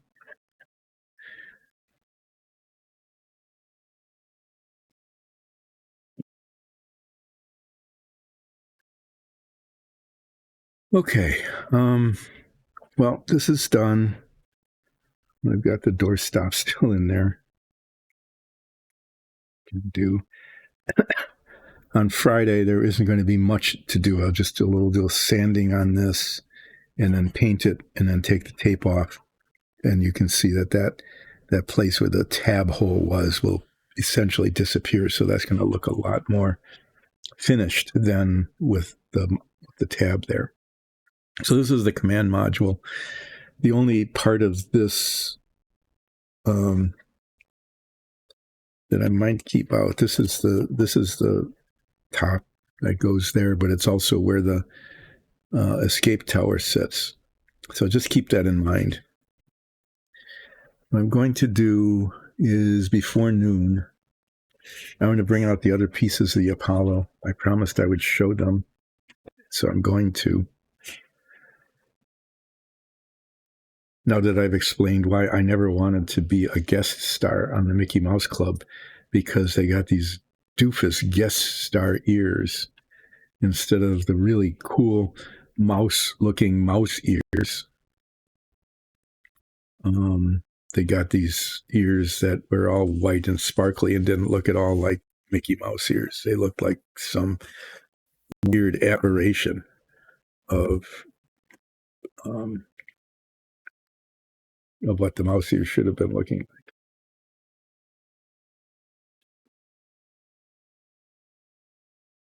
If you could have gotten real mouse ears, the kind that the real Mouseketeers, not the honorary Mouseketeer, that the real Mouseketeers had, that would have been pretty cool. But it's hard to believe, but it was so long ago that Disneyland didn't even exist yet. I'm getting parts. Just want to show you the rest of the model so that you know that it exists. I'll start with this. This has not been seen quite a while, and I haven't finished it yet. What's this? Need to have it open. I haven't shown this in a long, long time. This is the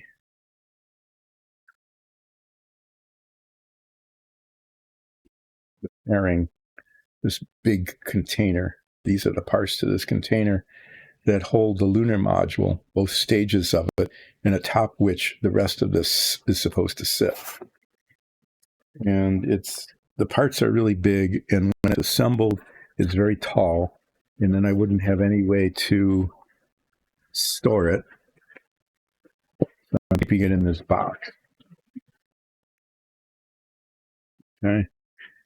So here, this is how it's supposed to work. And at some point I need to do it. Those are the hinges.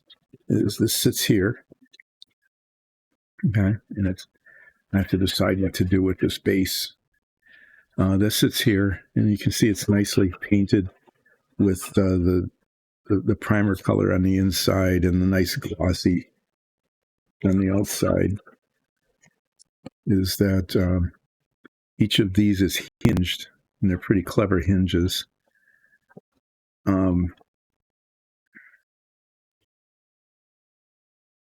But fragile, as a lot of this stuff is. So it sits on like this, and when they're closed, supposedly, okay, when they're closed, they'll like match up. They sit on top like that. Okay, it's hard to get them aligned, but it sits on top like that, and then it lifts up just a little bit inside the hinge and folds down. And I thought, at first, I thought that isn't how it really works, but it actually is. When I looked at the Apollo story, these they're like petals. They actually do hinge down, revealing the lunar module. But these things have to slide up and down inside these box-like hinges, and now those are cemented in there's very small contact points, just like a. Can't show it to you, but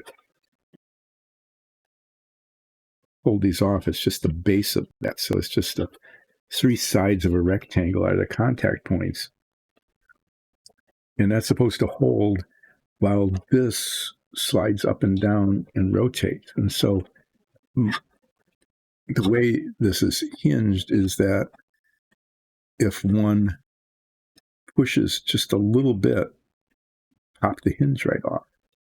Okay. So it's another one of those really tetchy kind of things on the model.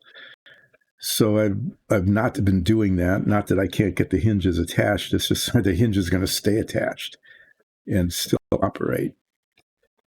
Okay. That I don't know. But what I do know for sure is that the parts fit in this box. But when I put them well, you can see that. You can see how tall it is. Okay.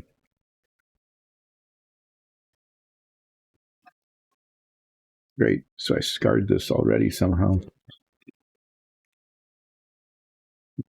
I might want to respray this at some point.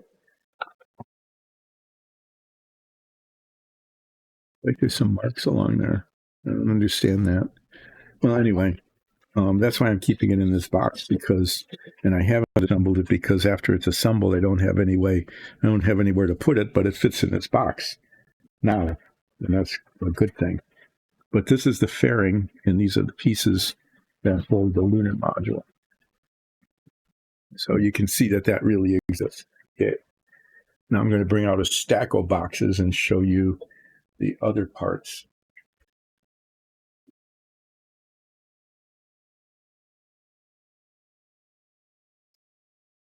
Yeah, not very picturesque, but I keep them in these boxes so that they don't get all dumpy and maybe not broken up.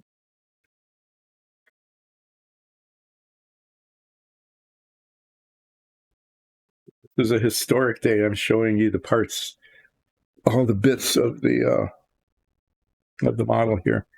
This is the escape tower. Okay. So it's the first part I built. Putting this together was not that much fun. Okay, and I had to do it in a different order than the instructions said, because I wanted to make sure that those rocket nozzles and stuff were painted well, and so they needed to be assembled before putting it on here. And then I think the painting came out pretty well. These bigger black ovals are if this has to lift. Well, I'm not sure what that is. That's actually a kind of a control thing. If this needs to lift the command module off the rocket stack because it's blowing up, this is a fuel tank, solid fuel tank. These rockets light up, and it's enough thrust to lift the whole command module up, even if it's on the ground, high enough so that the parachutes will work. And if it's not needed, then there's another rocket motor. This is part of it. These nozzles up here are the exhaust of that. These don't light up. These just get thrown away and pollute the ocean when it lands. These on either side lift this tower off of the command module, and then this whole thing is discarded. This scaffolding kind of, it looks pretty fragile, and it was kind of a pain to put together. It's interesting. You would think that you'd want the whole thing streamlined, but it's all open works that these rockets, if they fire, don't hit anything. So this was the first one I put together. It actually came out pretty well. I got this, the side seams, you can still see them in the light. Down here, they're practically invisible, but there's still some near the top. So I got to practice sanding down seams so that they didn't show very much, especially with the glossy paint. So there's that. I'm going to put this back out of the way, where it is gathering a little bit of dust, but it is the weight of being busted. That fell, that would be bad. Oh, let's see. This is the service module. This is the second part I did. There's tape on here because otherwise this doesn't close up. So this is actually a pretty big chunk of the module. It's in two parts because, again, it's as a storage issue more than anything.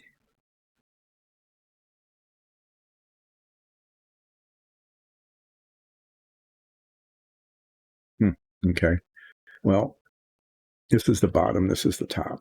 I have to be careful. These attitude control nozzle rockets are a problem.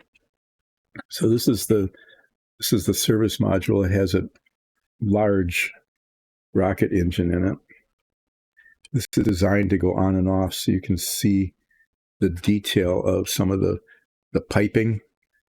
Okay, on the bottom, there's another. I should have covered that up and painted it, but I didn't anyway. So this is the nozzle of the rocket. This is a very important engine. It starts and stops. It was one of the very major engineering breakthroughs of the Apollo program, is having an engine that could reliably start and stop in space, like over and over and over again. Okay, and I'm keeping this off again so that it fits in the box. This has a door on it. Door opens and reveals some of the, detail on the inside. So you get, this is like a fuel sump tank, because this is basically, most of the service module is a rocket engine. There's some little, that fell off because, well, part of this isn't cemented on very well. It came off. But there's some fuel cells up on top, and they take the liquid hydrogen and a liquid oxygen, and they mix it together and make electricity and water. And then there's some others here. The one in the middle is a little one, is like a helium tank to pressurize some of the other tanks. And the inside of this actually was covered in gold foil. Okay. So this service module has like some like this cool detail on top and on the bottom, and this hatch that opens. I have to not touch those things. I'll break them. But and I really should do this someday. Is there? It closes like this. This part of the shell it's not cemented on very well. I mean, the adhesive isn't holding.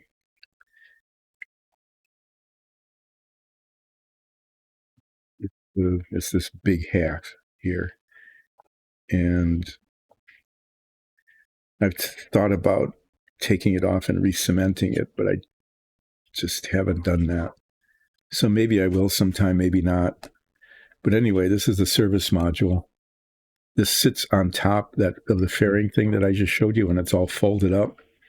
And then this is attached. So, the rocket nozzle is actually part of it. This sits on top of it. And then the command module, the thing that's not assembled yet, sits on top of this. Okay. So I just wanted to show you that. This was actually done. And it has this really cool feature of having a door that opens up. Yeah, get it on. It has this door that opens up and shows some of the interior detail.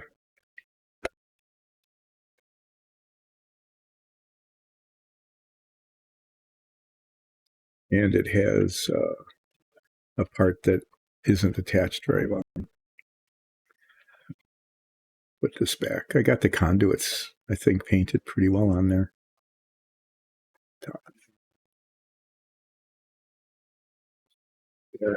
It really exists. That's done. And then the other two boxes hold the two parts of the lunar module. Under here is the ascent stage. This is the part where the astronauts hang out. It also has a rocket engine in it, which I simulated by painting that black.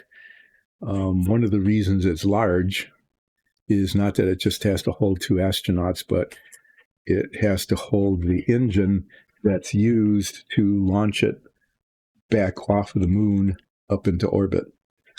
This was quite a challenge to put together because it was in two halves, front and back, and you can still see little remnants of the seams. I wasn't able to get them disappeared completely.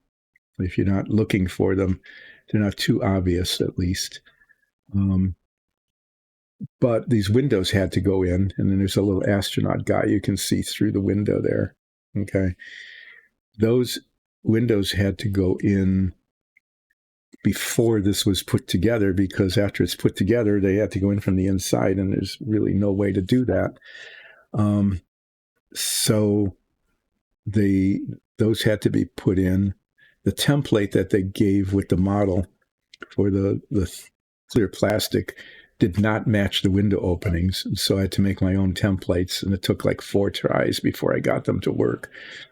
And then after that was put in, before the two halves were put together, I had to mask that so that the windows were masked before the whole thing was spray painted. Anyway, it was a real pain in the butt. And then this comes out. It's not a permanent fixture, because if you're pretending to do the Apollo mission, you were pretending to do this, you wouldn't have this in here. This is where the hatch at the top of the command module attaches. Okay. So there's this. I'm going to leave this out here for a moment and show this. This is the descent stage, the part that is gold foiled and has spidery legs. And this was a challenge to build because the spidery legs are really fragile pieces of plastic. Very, very fragile. It's actually stored upside down in here because I don't want them to be broken. But I think this came out pretty decent. You can see that the gold foil that came with the model, is applied, and it looks all wrinkly. But if you saw a picture of the real lunar module, and there's one in the Smithsonian, because there was an extra one that was designed for Earth orbit testing, the gold foil on there is even more crinkly. And then the model instructions didn't say do this, but when I looked at the real thing, the struts, the main landing struts and the pads were also wrapped in gold foil. And since I had extra, I did that. These are folded up so that they, the fairing that I showed you earlier on, this sits in there on these very delicate little legs. Okay, this sits in there, folded up, and then it's supposed to land on the moon. I'll just bring one out a little bit. These unfold somehow. Yeah, it's not unfolding. This one's unfolding. Okay, this one's stuck on something. I'm not sure what, but they unfold like that.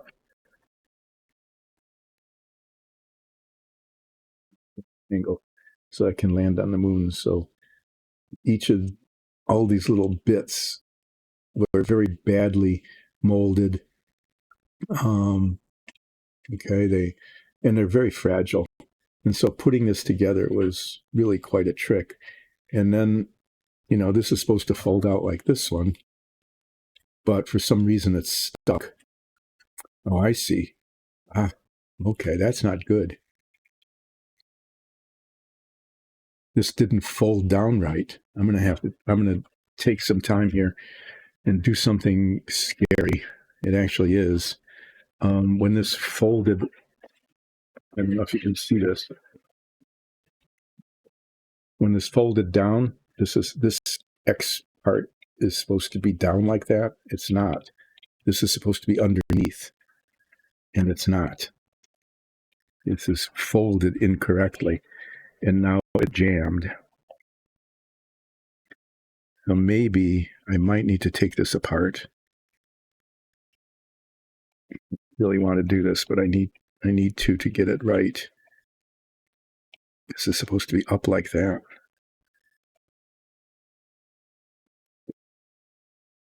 It's supposed to be up like this.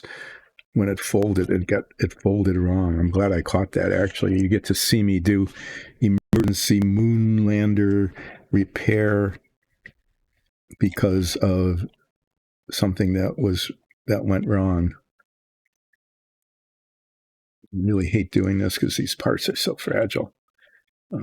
But they're now it unfolds. It's upside down, but still you can see how it is supposed to go. Which it wasn't doing before because it got folded wrong. Let me show you this. Let's see if I can show you how this is supposed to work without breaking anything. Okay. These are not authentic connectors. Okay, and these are not authentic connectors, but just for the sake of the model, this is supposed to go in here like this. And then it rotates a little bit and locks on, but that's there. That's what the assembled LEM looks like. Okay, and these legs fold out and it lands. And then the astronauts come out of this door underneath these eyes and walk down the ladder, bounce around on the moon, have a great time doing all that sort of thing. And then this pops off, leaving that behind. And this goes back to the command module and docks. And the astronauts leave that behind. got scarred up somehow. Anyway, yeah, this is why I store this upside down, because those spindly legs are very delicate. Back in. So there, you just saw the Apollo model. And if everything worked well, it would create this big stack.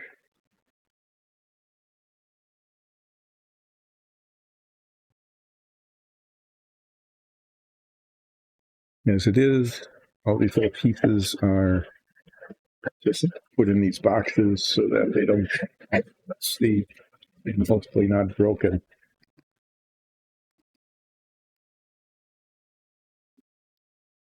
And I probably someday should go back to the service module and actually repair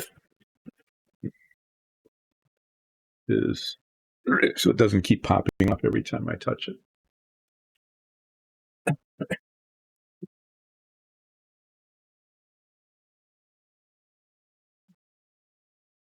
Being here as I'm putting these things away, I don't know what I'm going to do with that when it's completely done. Just like the submarine, I don't know what to do with it. I've got it over there on a shelf covered in paper towels.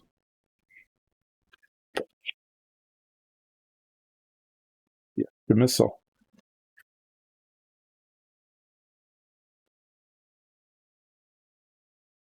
So I'll probably just leave it in pieces in boxes when it's done, because I don't know what else to do with it. Fortunately, the next model I'm going to build is small enough so that it can actually fit somewhere.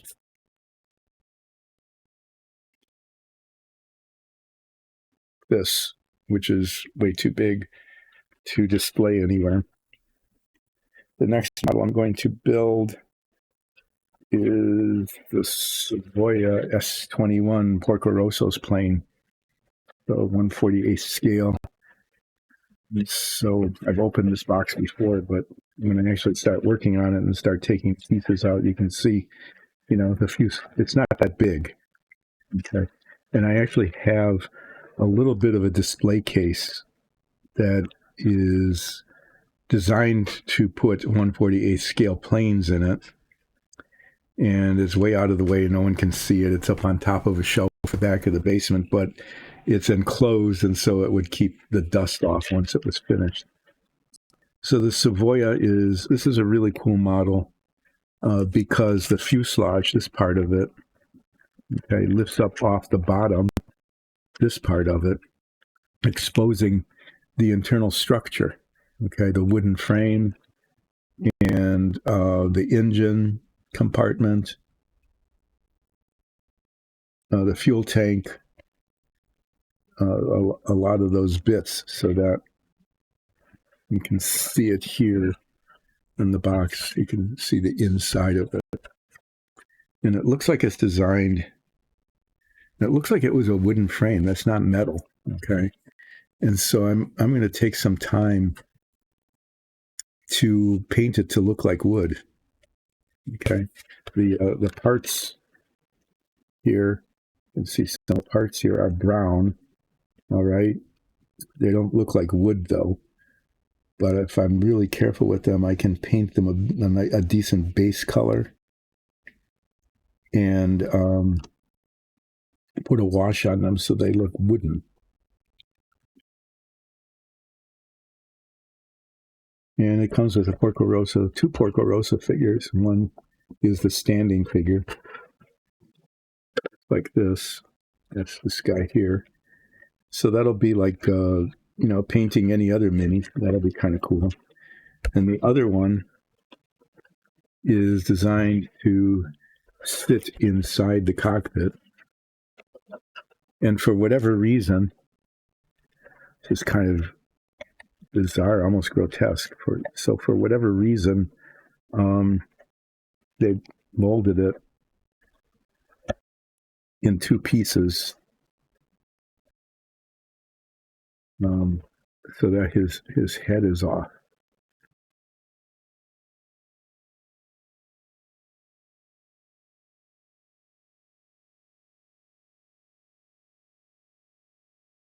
I'm not sure what that's about. Maybe because of the posture.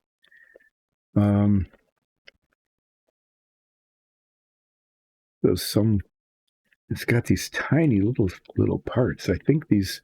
Oh, these are like parts of the cockpit. It's like that's a lever for the brake, maybe. It looks like it might be a throttle. Control sticks. These look like the kinds of things that are going to be really easy to break or lose. That should be kind of fun. And comes with a clear plastic canopy that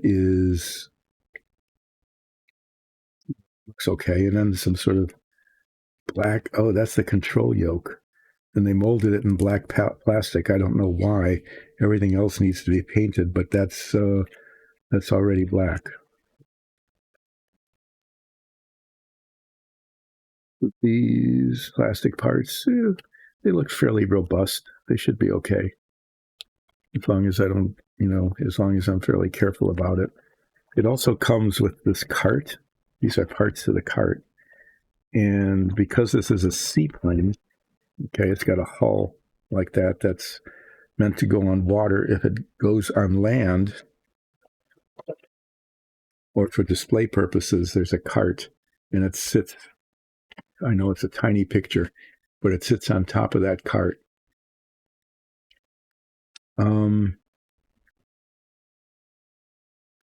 So a part of this is going to be, if I were good at airbrushing, it would be fairly straightforward to airbrush these parts that are supposed to be the inside of the wooden hull. Okay, the wooden hull, the wood structure on the inside, the partitions and the cockpit surround.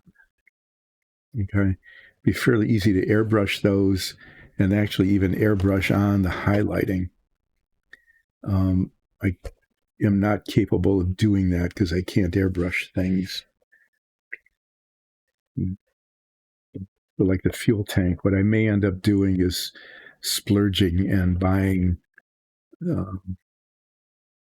some spray paint so that when the fuel tank, for example, is constructed, I don't brush it on, because even with the really good metallic colors that I have, brushing it on would just it gets streaky. Okay, and it looks like the tank is actually molded in brown plastic, so it definitely has to be painted.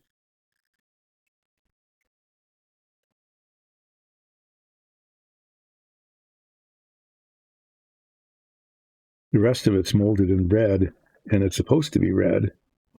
All right, the fuselage is red, but if you look at this model, that's not the raw plastic. It was assembled and then spray painted. Really nice red color, and I will get some good high quality paint and do that. The decals, it's kind of fun. The decals cheat a little bit. Okay. So on the tail, you've got the green, white, and red. It's already red, right? So the decals only come in the green and the white. Let's go on the tail. And then it's kind of interesting that the well, it's done in two pieces because the rudder rotates, is that the little insignia that goes on the tail is printed on. It isn't printed on. It's a decal that goes onto the decal.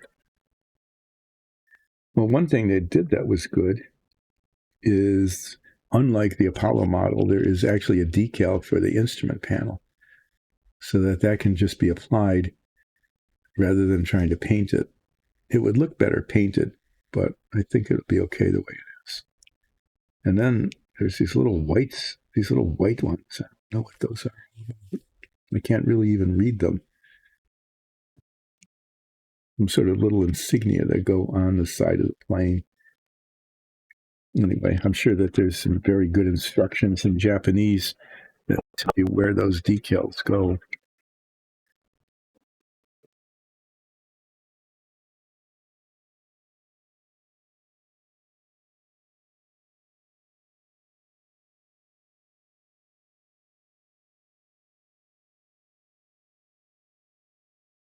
Not really. Not really helpful. The circular numbers are the decal numbers, but they're not numbered on the sheet.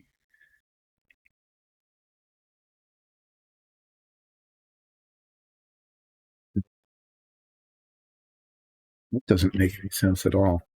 Okay. The bottoms of the floats. The bottoms of the floats are brown, just like the base of the hull.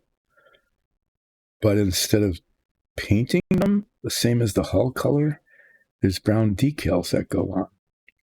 I find that really bizarre. No, I was wrong. I was totally, completely wrong. I apologize for being wrong.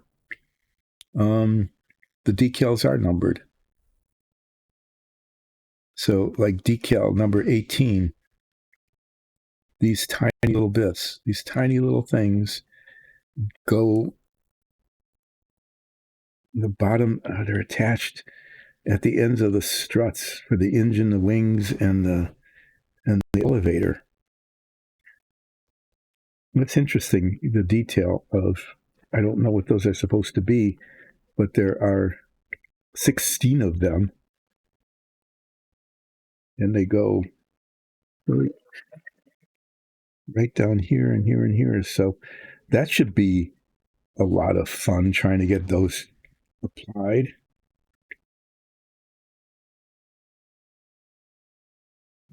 $14. I guess there's 2 extra.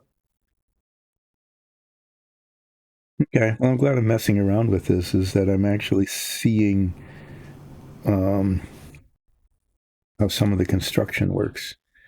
And then there's these things here. And go, yeah. Once it's on the red, you can actually read it. It says Savoia S.21. 001 is the number of the plane. And then number 12, which is this little circular thing, goes somewhere. This will be fun building this. It'll be a challenge in some ways. In some ways, it will be less of a challenge than maybe the Apollo or the submarines were. Part of the challenge will be that the instructions are in Japanese, and I know that it should be possible, theoretically possible, to get some translations.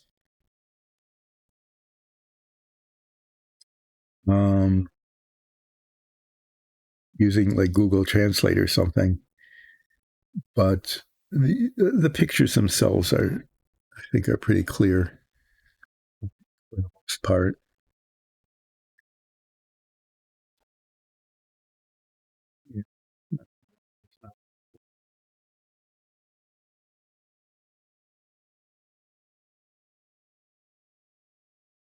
It'll be a painting challenge. Yeah, here's the interior detail. It comes with machine guns because, it was a warplane, a fuel tank. The cockpit is fairly detailed. This will be an interesting thing to build. There's a very detailed color chart, painting color chart, which did not exist for the Apollo model. What that is. I was wondering what that, It's kind of interesting. There was this weird wiggly shaped decal here. Okay. That is the seatbelt. And attach it to the top and the bottom of the chair so that this, rather than trying to paint the seatbelt on, it's a decal. I haven't applied decals to anything in a million years. Okay. None of the models I built, all 2 of them now, the submarine and the Fink, and now this, the 3 of them, none of those had decals. And so, yeah, I haven't applied one of those in like 15 years or something to a model, maybe even longer. B33, B21. At least they're numbered. Hopefully the numbers match things on the sprues. Why does the instrument panel have two pieces? I don't know. Just looking at this, there's a wooden frame components.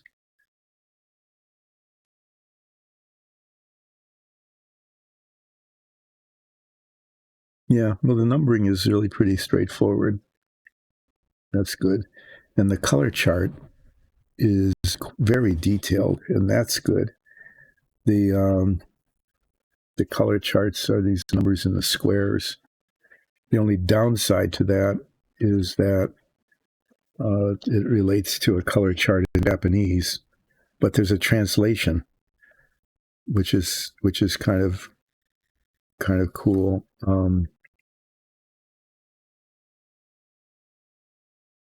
The numbers in the squares. Okay, I'll just use an example like this: 68. Okay, 68 refer to this column, which is the GSI Mr. Color chart. So number 68 is down here, and one can read across to this column, which are Tamiya colors. And so number 68 is TS8, whatever that is. So I can take the numbers from the color chart, like 8. Okay, look at 8 is here, read across, and that's X11. So I just need to find those colors.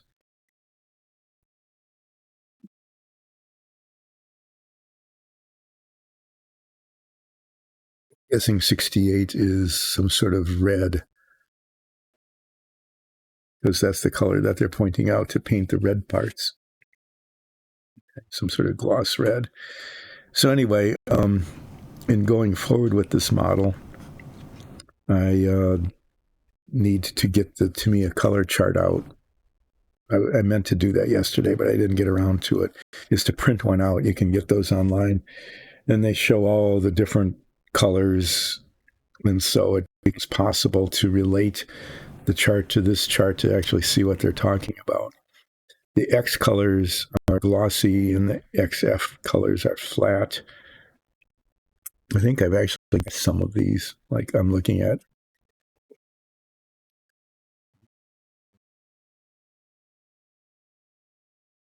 That's XF2.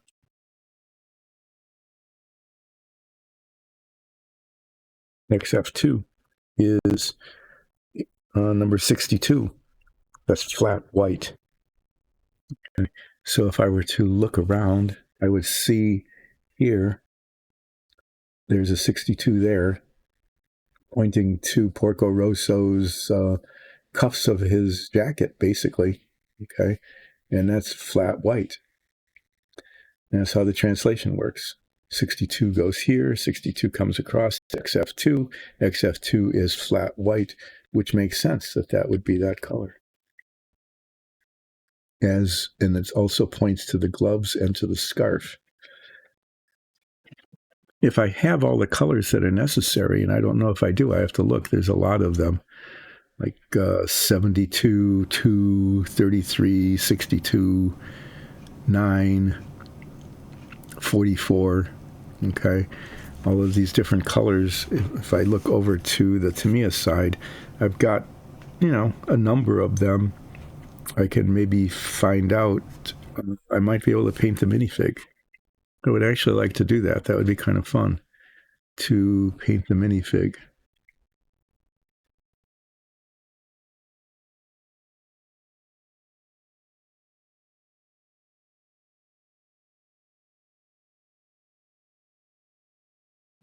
It's XF1, that's flat black.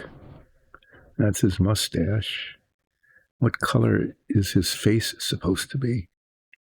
72 are the goggles.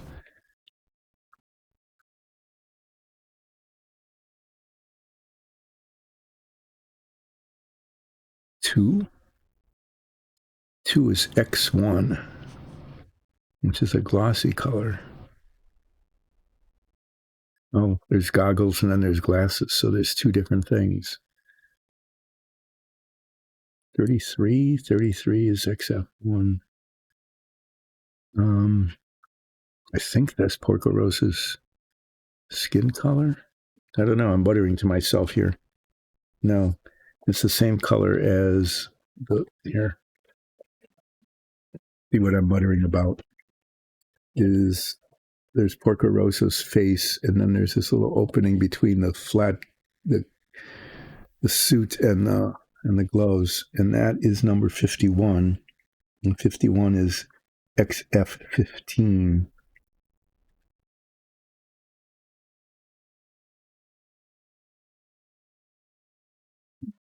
XF15, whatever that is, I have to find it. I don't think I've got that, or maybe I do. Let me look.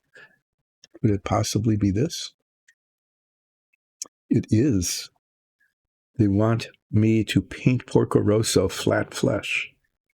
So this is something I can do, is I can do an inventory of the colors that are supposed to go on the Porco Rosso figures. There's two of them. There's the sitting inside the airplane figure, which is currently decapitated.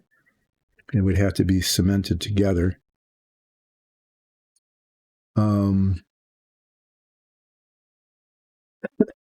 And the standing figure, which is a pretty cool thing. It looks pretty cool.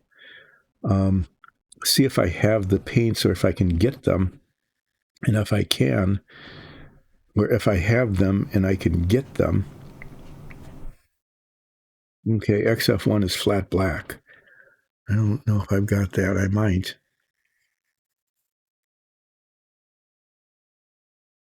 Yeah, and I could paint the figure. Painting a minifig would be really neat. I would like to do that.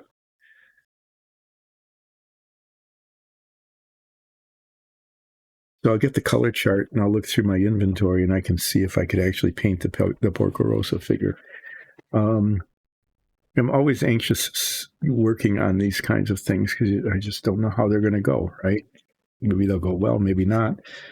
With the Apollo model, yeah, for the most part, it has gone pretty well. I haven't really broken anything.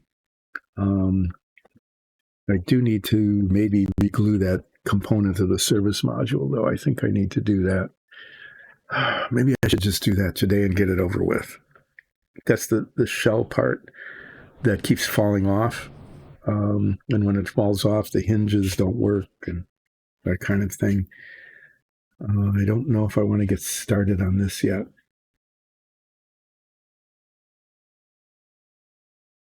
You know, I suppose I could start taking some of the parts apart.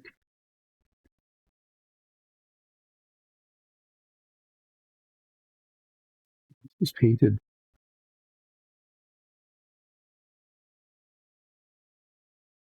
Yeah, I need to get the color chart to see what they're really talking about for some of these things. Because I want to paint them as accurately as I can. You know, as much as I possibly can before putting it together.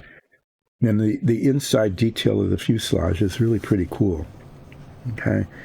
But it's got these wooden frame components that I want to make look wooden. And then there's the inside, you know, there's this whole flat part here that needs to be painted whatever 19 is. And that probably should be spray painted first before things really get assembled, except 59, whatever that is, kind of a tan color. But I want, you can see this, I want these to look wood. So these like lattice works and things, I can paint and then wash so that they look like wooden. And that includes like the inside of the hull component of the model. And the whole fuselage lifts up off of this. This is not cemented onto the bottom of the airplane. Okay. It lifts off so one can see the detail on the inside, which is pretty cool.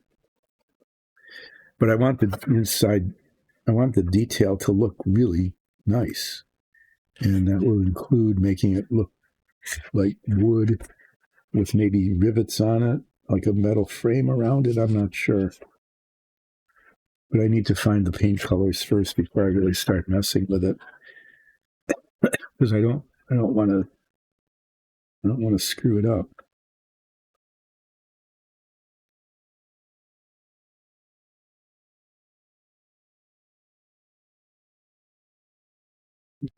So even without translation, I think I can do pretty well on this. A lot of it is going to just be, I need to get some good red spray paint, and I'm going to get some good model quality spray paint to do that.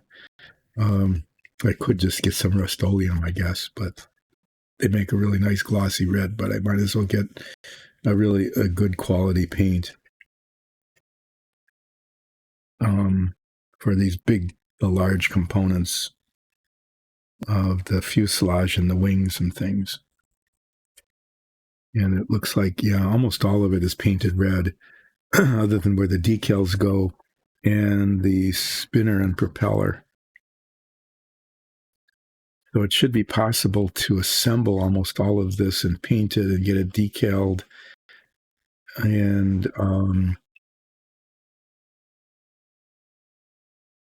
oh, that's why they put, okay. I'm just looking at the decals. The bottoms of the floats, instead of painting them, the kit has decals that go on them, and I can see why, because it's kind of curved. But I do believe I can mask that. I think I can mask that and spray paint it so that it is painted the same color as the hull of the plane. So I might do something simple. I might, like I did before, I might go to the end and build a cart and the minifig and that kind of thing. I might do those early on. It looks like the way this is done is that the fuselage can be painted red along with the struts and support struts, and then the wing attached afterwards. And if this were painted separately, I think that would be okay. I think it would be possible to do that and attach them.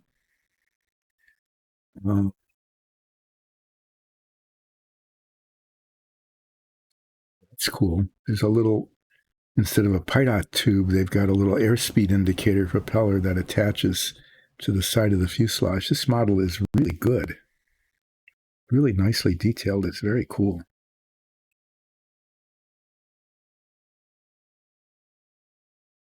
Sorry, I'm muttering to myself as I'm looking through these instructions. This is like an unboxing, right? Except I'm not really taking any parts apart or getting ready to do that. But I think what I might do is, just to get myself going here, is build the cart, which will give me some practice if I can get the right colors. Working on something like this, it's kind of a low risk sort of component. I just need to get the right colors. Wow, yeah, really cool detailed instructions.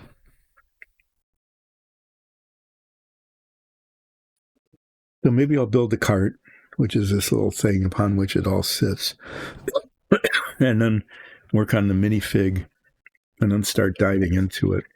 Like anything else, can't finish it unless it gets started. And part of the start will be doing a color chart kind of thing.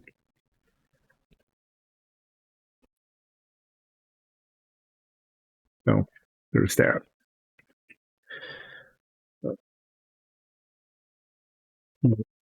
I failed in talking about 1960s, 50s, and 60s kids television. So let me just leave this here as a promise of things to come. And just say the Mickey Mouse Club, of course, was one of those really big things. And it's, looking back at it, really wasn't all that great a show. There was, the Mickey Mouse Club members did some things. They had guest stars that got stupid white sequined ears so that no one ever wanted to be a guest star because they didn't get real Mickey Mouse ears. And nowadays you can go to Disneyland or go online or whatever and get all sorts of different qualities of Mickey Mouse ears that look, sometimes if they're really good, look just as good or better than the ones they wore on the show. But you couldn't then, because the show was before Disneyland and before mail order was really a thing. And I don't remember them ever even advertising you could buy Mickey Mouse ears and have them shipped. I don't think you could actually do that. There weren't any Mickey Mouse stores or anything. So the only way you could get ears was becoming a Mouseketeer or becoming a guest star. And then the guest stars didn't get real ears.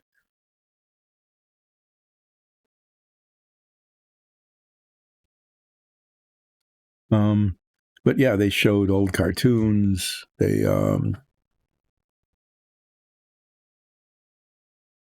Sorry, I was just being distracted. Looking at the model here. They showed old cartoons. I think then they had these little vignettes like Spin and Marty or Tommy and the Hardy Boys or something. Yeah. Oh yeah,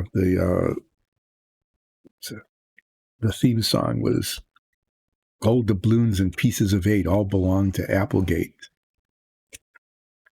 Applegate passed. But wait. And they opened the chest. And where are those gold doubloons and pieces of eight, pieces of eight, pieces of eight? It didn't take very long to sing that, but everybody learned how to sing about gold doubloons and pieces of eight belonging to Applegate. And then there were all these little 5-minute little segments, 5 or 7 minute long little segments of the mystery show where they're trying to track that down. That was one of the features of it. And most of the kids' shows were kind of like that, like the Captain Kangaroo show. You'd have little, very short bits of interaction among the major characters, oftentimes with running jokes like Bunny Rabbit stealing carrots. Why did Captain Kangaroo have carrots anyway? The only reason to have the carrots is so that the shtick of the Bunny Rabbit stealing the carrots are getting away with, somehow or other conning them out of, from Captain Kangaroo was that. So you always knew that if Captain Kangaroo brought carrots onto the show, that there'd be a Bunny Rabbit stealing the carrots somehow. And it was always funny because it would be, oh, I know what's going to happen. How is it going to happen this time? And then we'd go, I know what he's going to do. And you felt really smart as a little kid, being just as clever as the rabbit stealing the carrots from Captain Kangaroo. That was a feature. And then they always showed old cartoons, except that they did on Captain Kangaroo have Tom Terrific, which I talked about. Then there were the school programs. There were 2 of them. One was Romper Room and the other was Ding Dong School. And I've talked about these before. You can just tell from the titles which one, if you had to be stuck in one of these sort of TV happy kindergarten level school settings, which one would you rather be on? Would you like to be on Romper Room? I mean, that sounds like fun, like you can get away with stuff, right? You just bounce around and off of pillows and hit each other with soft stuffed toys or finger paint and get it on everything. That's kind of like you would think would happen in Romper Room. Or you could go to Ding Dong School. It was Ding Dong because of the school bell, the bell with a handle that teachers would ring to bring the class to order. Miss Francis was a very stern looking person. And I think, both of them were basically just playtime, with maybe you learn some numbers or ABCs or whatever. But I have to say that Romper Room sounded better, although Romper Room had a moralistic tone to it. There was always the do be and don't be segment. should do be a do be, don't be a don't be. And there were pictures of bees, and you're supposed to be the do be, and you weren't supposed to be the don't be. And I think one was like happy and bouncing and happy and whatever, and the other was kind of grumpy or whatever. I should look them up. And there was always a little story about what you should be and shouldn't be. So that was part of Romper Room. I don't remember anything equivalent to Ding Dong School. But those were things that we watched because, if you weren't in school or it was a half-day school, you got home and what do you do for an hour or two before dinner other than too young to go running off to the field and playing by yourself? Either played outside for a little while and got tired out quickly, but then you got to watch these shows. And there were a fair number of them. There was, the Mickey Mouse Club and Ding Dong School and Romper Room and Captain Kangaroo. Later on, got really cool stuff like the Rocky and Bullwinkle Show.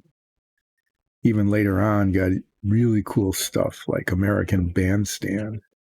So we all graduated from Mickey Mouse Club to the Monkees, right? Where they Paul Revere and the Raiders, right? Paul Revere and the Raiders replaced Captain Kangaroo in our lives. Well, what I'm thinking of doing, and I will practice that today, is changing it from like a 10 until 2 stream with a way too long break in the center, usually from 12 to 12:30, but usually instead of a half hour, it always turned into 45 minutes. So instead of doing that, I'm going to be starting to do just 10 until 1. And if I need to take a short break, just like a bio break or something, I'll do that. But otherwise, I've got 20 minutes left. What should I do? Should I actually start working on the Savoia?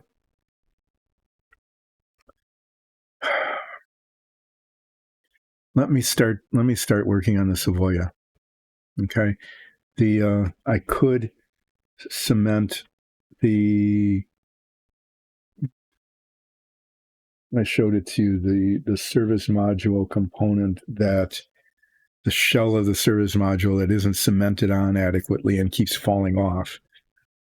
I could cement that on, but I'm going to just save that for Friday, because as it gets later in the stream, it's the kind of thing where I could just like get cement all over the outside and mess it up.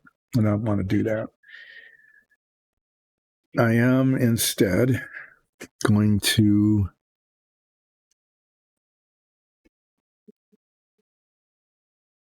I'm looking to see where I want to put the parts. Okay, here, this is what I'm going to do. I am going to start working on this. And I am going to start by working on the cart. And I don't think I have the right colors, but I can find the parts. I can find the parts for the cart, all right, and get them prepped, do some test fitting, that kind of thing.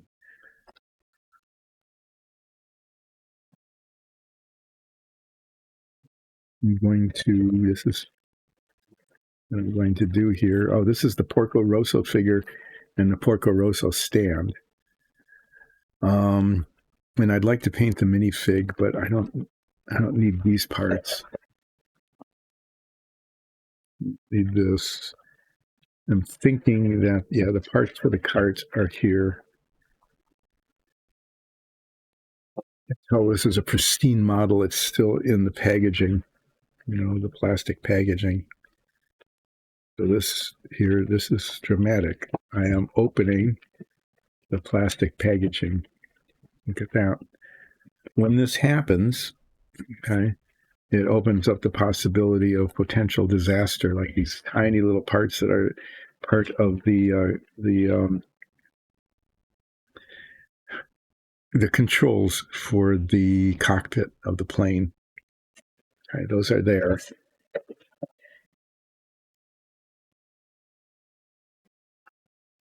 And those could break off and be lost. So I'm going to try not to do that. So the red, this is actually not a bad red, okay, but once this is cemented together, the leading and trailing edges of the wing, for example, will show the seams. And so even though it's painted the correct color, I'm going to end up spray painting this red, probably after putting some primer on. These parts come off the trees, and I'm going to put the parts in this container. The closed yeah, they won't all. Will they fit in here? If they fit in here, I'm going to put them in here. If not, I'll put them in a larger container. I'm not advertising Philadelphia cream cheese. It's just that it's a really handy container. I'm going to get my one tool. This is the thing okay, well, right. There it is. Not well done. I was cleaning up earlier, but it was a little bit of a failure. Yeah, this is my splurged on this tool. This is a micro saw, and I bought this so that I can get parts off of the sprue, this excess plastic stuff, so I could get parts off of the sprue without breaking them and messing up the part.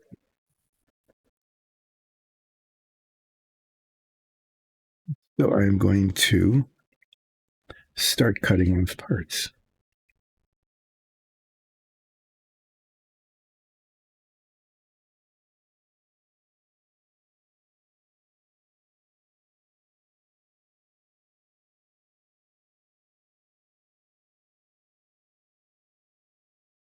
Just checking to see if there's. And when I cut these off with this, there's always a little bit of plastic that's left on. And then I sand that off.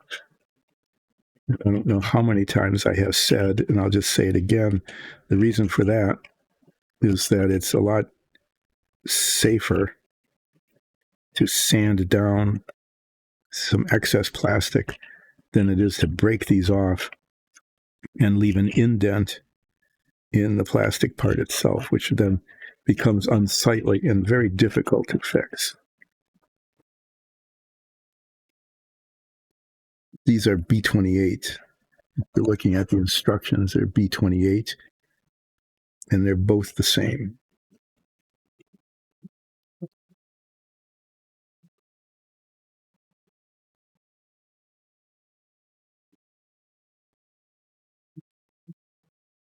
And this is the reason why I've got a whole pile of sandpaper and needle files so that I can get those chunks of plastic off of there a little bit later. These are 26 and 27 on one side or the other. I don't need to be too terribly careful about it because the outside is pretty obvious. Well, these are nicely done. Okay, the molding quality, I can just tell you right off. And I'll show you in a minute what I mean. So I get this off. Compared to the other models, the Submarine and the Apollo, the mold quality of this is really good. No, I mean seriously good. In the detail, they're not all covered with flashing. They don't have little bits of extra plastic all over the place. I'm not seeing any of those insidious little circles that one sees on the many of the other models. I spoke a little too soon. There's some flashing on the inside of the Porco Rosso guy there. And what I'm looking at is that on the cart here, they've even molded in wood grain.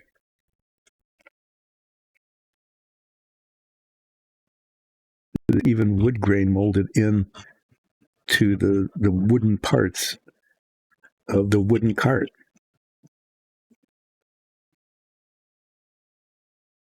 And the painting instructions are really good too. So if this were the Apollo model, it would say, paint this brown, right? But not only do they say paint this brown, but there's these little squares here where the wheels attach. They have those painted metal. Or here, where the X's come together, the two wooden planks, and this thing holds it together, that's painted a silver color. And they've even embossed like little rivet heads. So when I paint this, I might even be able to do detail like painting the rivet heads. But the painting instructions acknowledge that the detail is there and that it should be painted a different color. So whoever built this model, whatever company did this, and it's not jumping out here on the box top. I have to say, congratulations. You have done a whole lot better than the ones that I've been working on so far.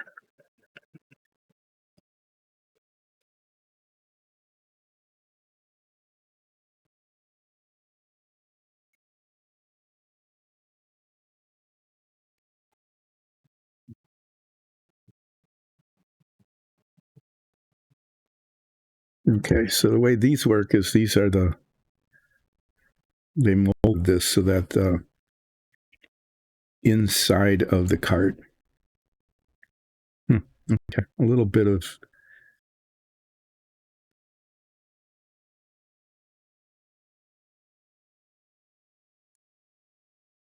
these go on the inside. Oh, I spoke too soon. Oh. Ooh, they do have circles, but I think I can reverse it. Okay, it's reversible because they're symmetric. Okay, on either side. Yeah, little circles. Those insidious little circles that come with the modeling. But it's reversible, so I can put this on, and it goes on the inside like this, to which these attach. They didn't put wood grain on the inside of this, so that's a little bit disappointing. And then the insides of these,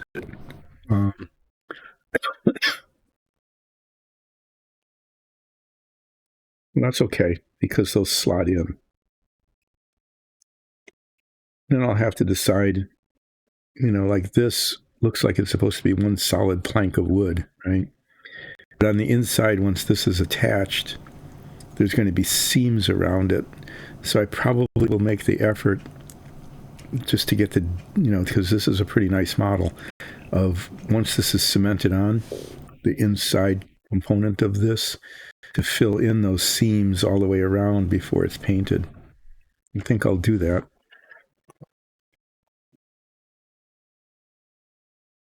These pieces fit? No, they're not going to, so I can't really use this, but I can use this. I don't want to lose any pieces, so these are here and here. I'm going to use up the remainder of the time of this stream pulling out the pieces for the cart.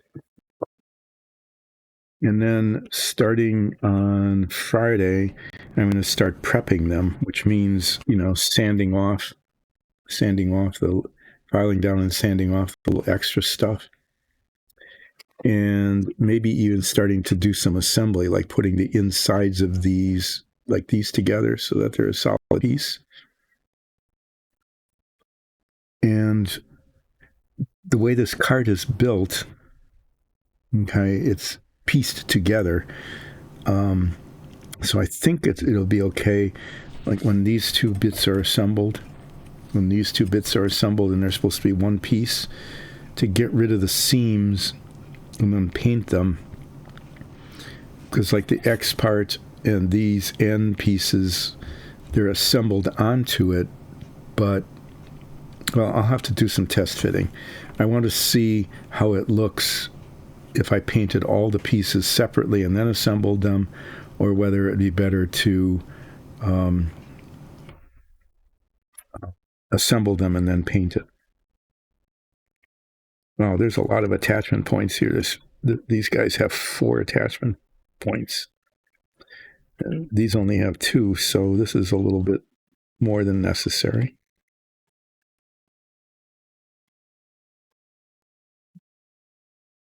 So while I'm sawing here, I know this is kind of boring.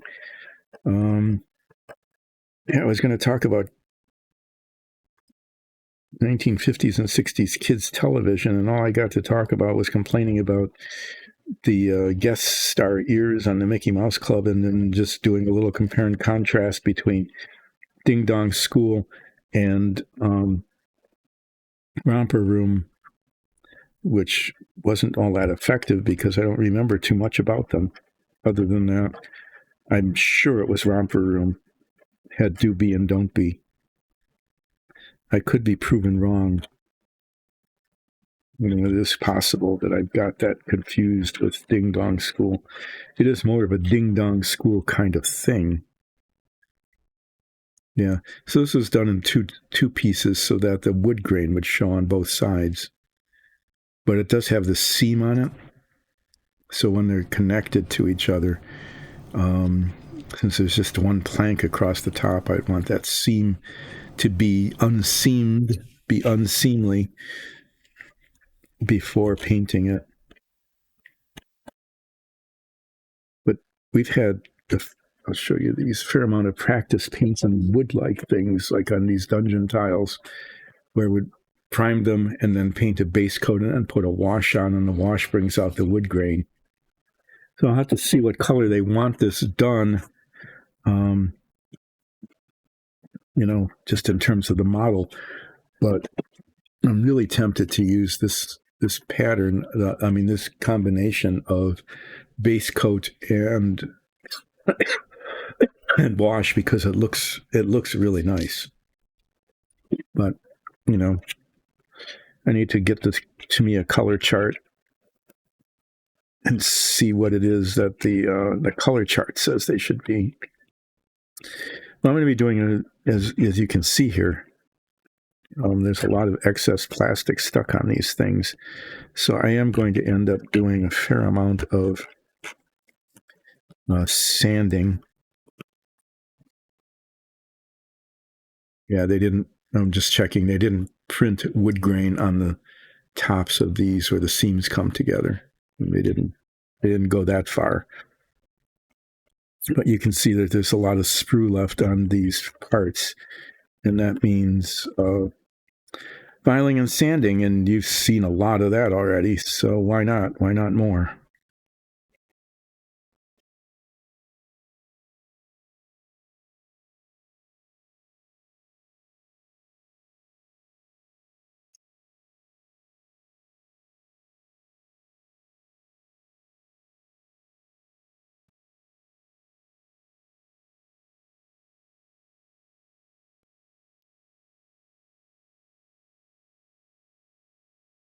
So I've been kind of a failure in my monologue today in terms of going on and on about these shows. I was going to say more about the Mickey Mouse Club because of Anything Can Happen Day.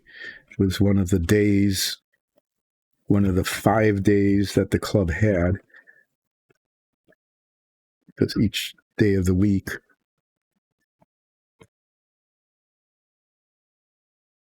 I'm kind of disappointed in myself when I think back to when I was, 4 or whatever it was when I was watching the Mickey Mouse Club regularly, is not remembering which day was which. And it's like, oh, what's today going to be? Well, today is Thursday, so that means it is going to be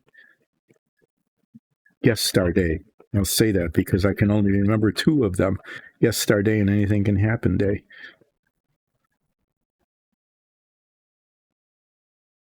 That's what the internet is for now, right? Look it up on Wikipedia and find out what the days were, what the Mickey Mouse Club days were. That's your homework assignment, is find out what they were. So after I'm done taking these pieces off. I'll be wrapping up, a little bit after 1, but I'm going to be practicing the new format of going from roughly 10 until 1 with a shorter break, if any. I didn't take a break today in between. Okay. So I'll be finishing up, like 1:15 or so today. And then on Friday, I'm going to be cleaning up, that is, taking off the excess plastic and test fitting the components of the cart. This looks like a kind of a fun and fairly safe component to build. This is the cart that the Savoia sits on when it's on land.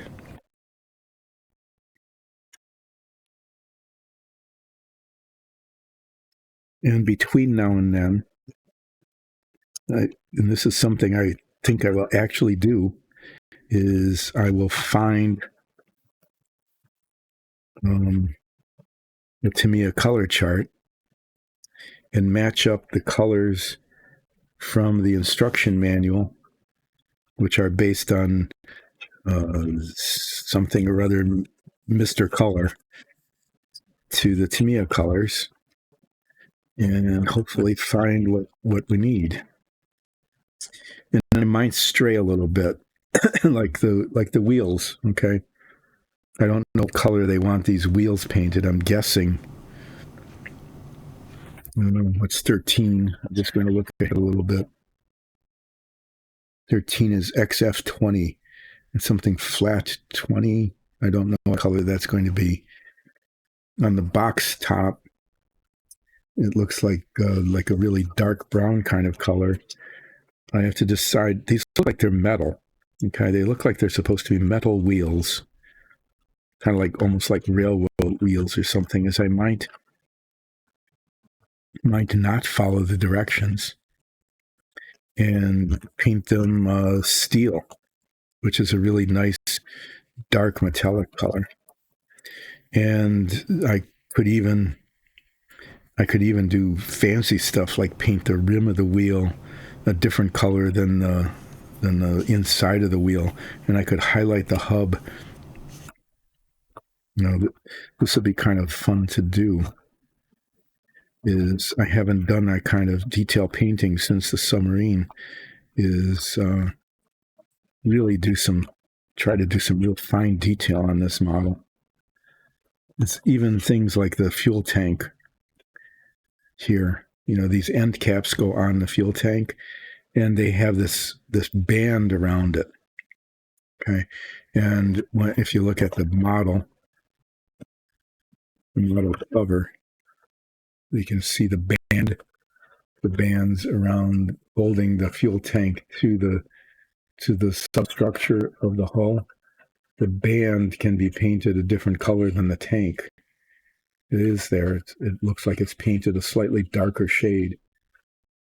So that kind of detail stuff can be done on this. I really want to do it. I want to do a really nice job with this model. I want it to be a B+, maybe even an A- in terms of build quality. And I think, just looking at it and how it's put together, and what the painting would be, a lot of it comes down to the painting. I think I can do that. It's even stuff like the machine guns, okay? Like the machine guns, the barrel, and the detail of the barrel and that kind of thing compared to the rest. Just, even though the color chart is a really good one, relatively speaking, compared to the other color charts I worked with, I think I can paint additional detail on it. Get things like this lever, right? So, the handle of the lever could be black or brown for like leather, maybe coverage. Just showing you this, the rest of the lever could be painted metal. The holder of the metal of the handle could be painted a different color than the handle itself, and then maybe even the hinge pin you know, or this where there's this is the throttle probably. That could be like three or four different colors, the same sort of thing where you've got a metallic rod and a dark handle. That would be like leather. And then the outside of it, the ratchet part, could be a different color than the inside. You know, there's opportunity for that kind of detail. And these wooden parts that sit inside the hull, you know, could paint those. It's wood grained, is use the same sort of technique as on the dungeon tiles. Pretty much just have to decide what the outside of the hull is going to be like. I want that painted. And the inside of the hull. And the inside of the hull has all these circles on it, and I have to decide. That's disappointing because the inside shows detail, and it's got these molding circles. I have to decide what to do about those, and whether the inside of the hull is painted slightly different than the wood frame components that are put on it. Anyway, yeah, there's decisions to be made in the construction of this as I go along to make it look like really, I just want it to be really good. So far, I'm going to start with the cart. It's a standalone component, has wood grain on it, has metallic details, some really cool metallic details like a ring. Okay. You can attach something to. I've done that before. It looks just like the door knocker. I mean, have done exactly that kind of thing before. It looks almost exactly like the door knocker here on the door of our dungeon tile. The same sort of effect. It's painted wood grain underneath, and then that's painted on as a detail. So this cart will be a good practice thing to work on.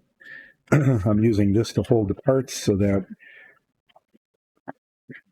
right, if they get bumped or something, they're not going to get lost. On Friday, I'll get rid of the bits of the sprue, do some test fitting, maybe even doing some cementing of these parts, you know, where there's two halves that come together so that I can sand out the seams and then go forward with that.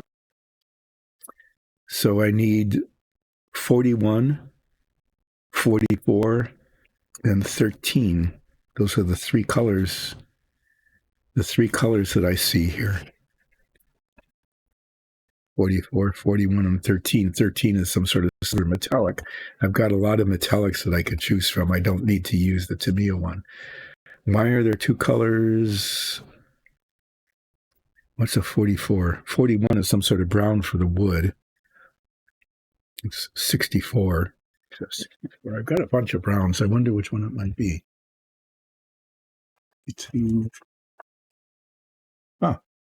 Red brown. Okay, I've actually got that. The cart is red brown. I think what I will do, though, instead of painting it red brown, which gives it a color, it ends up being a color similar to this, is that instead of painting it red brown, I'm going to be painting it the same color combination as this would, which is a much lighter base color, but then with the smoky ink wash on it. Okay, so that's good. I know what that's supposed to look like. 44 is 55. Actually, that's 55.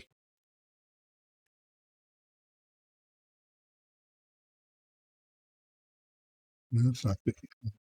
55 is. I'll have to look it up.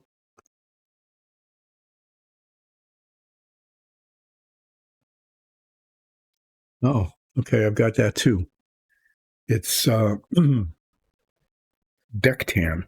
Deck tan is actually a pretty decent color. And it's 44. So it's used at the tops of these, oh yeah. Okay. So when this is put together, the Savoia rests on top of this. And so it's like a cushioning thing right at the tops. Okay. Here and here, where the Savoia actually sits, and those are painted a lighter color, this color, deck tan, which is kind of a grayish brown color. I think that's probably supposed to be maybe a felt or a fabric of some sort, so that the bottom of the plane isn't rubbing against bare wood.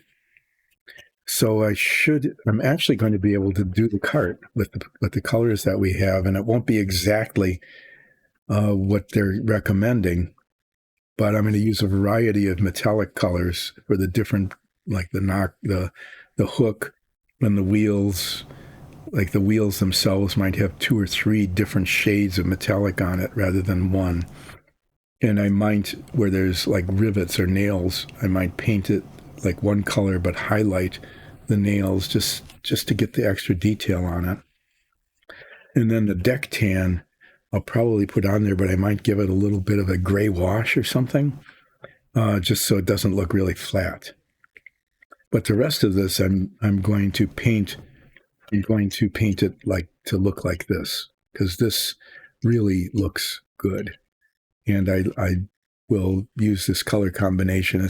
It's not red brown as the undercoat, but the result is about the same color, but it's much livelier than just the paint itself. All right. That's actually kind of encouraging that I'll be able to make the cart, and then I'll have a piece of the Porco Rosso plane, and by then I should be able to get like the rest of the color chart going and make some decisions about how to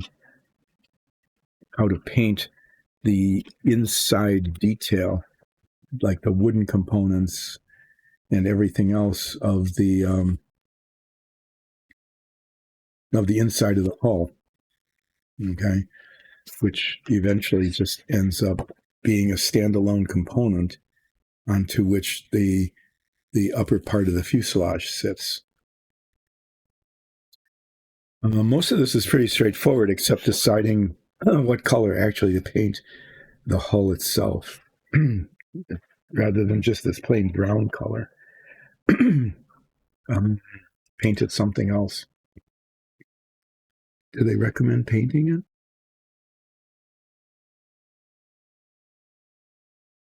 They recommend painting at 19. 19 is XF59. I don't know if I've got that or not. I'll look. Okay. Well, I'm going to put this away for the moment.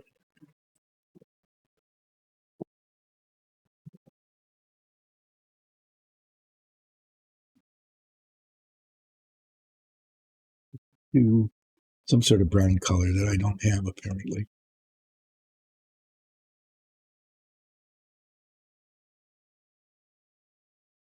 We'll look it up so that it comes out right. Thanks for joining in. Hopefully we can get all used to this new format of ending about 1-ish with no break instead of taking a break and ending around 2-ish. The Savoia is started. I have started working on the Savoia. Pretty amazing. I need to look up the color combination that we use for those dungeon tiles so that I can do some painting on the cart. I know it's not a huge or critical component. It's the bit that goes underneath like that, but I think it's going to be a good start. Okay, everybody. I'm going to wrap up. Thanks for joining in.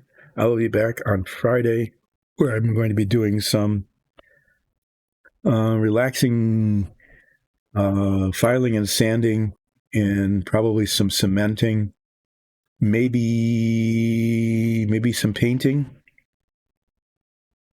Probably not, but I'm going to get the components together for the cart and get them ready to be painted, and I'll probably be painting them on Monday then. So anyway, I'll see how far I get. And then if I have the colors that are needed for Porco Rosso's minifig, I might even I might get that out and start working on that. So, yeah, time to go. Thanks, everybody. I'm going to be back. I'm doing a little bit of work on the Apollo on Friday. I'm going to be painting that little bit that I filled in. And having gone through, showed you the parts that were already finished, I do need to re-cement. I really do need to re-cement the part of the service module that keeps falling off. There's no sense in having it keep falling off and then sticking it back on when it's supposed to just be cemented in place. So I'm going to choose one of these adhesives like this, or maybe even the contact cement if I need to, and get that to stay. And then, starting to dive in on the Savoia here. Thanks, everybody. I will see you on Friday at more or less 10, and I will go until, like today, between like 1 and 1:15 or so. That's going to be our new schedule, regardless of what it says on the screen. See ya.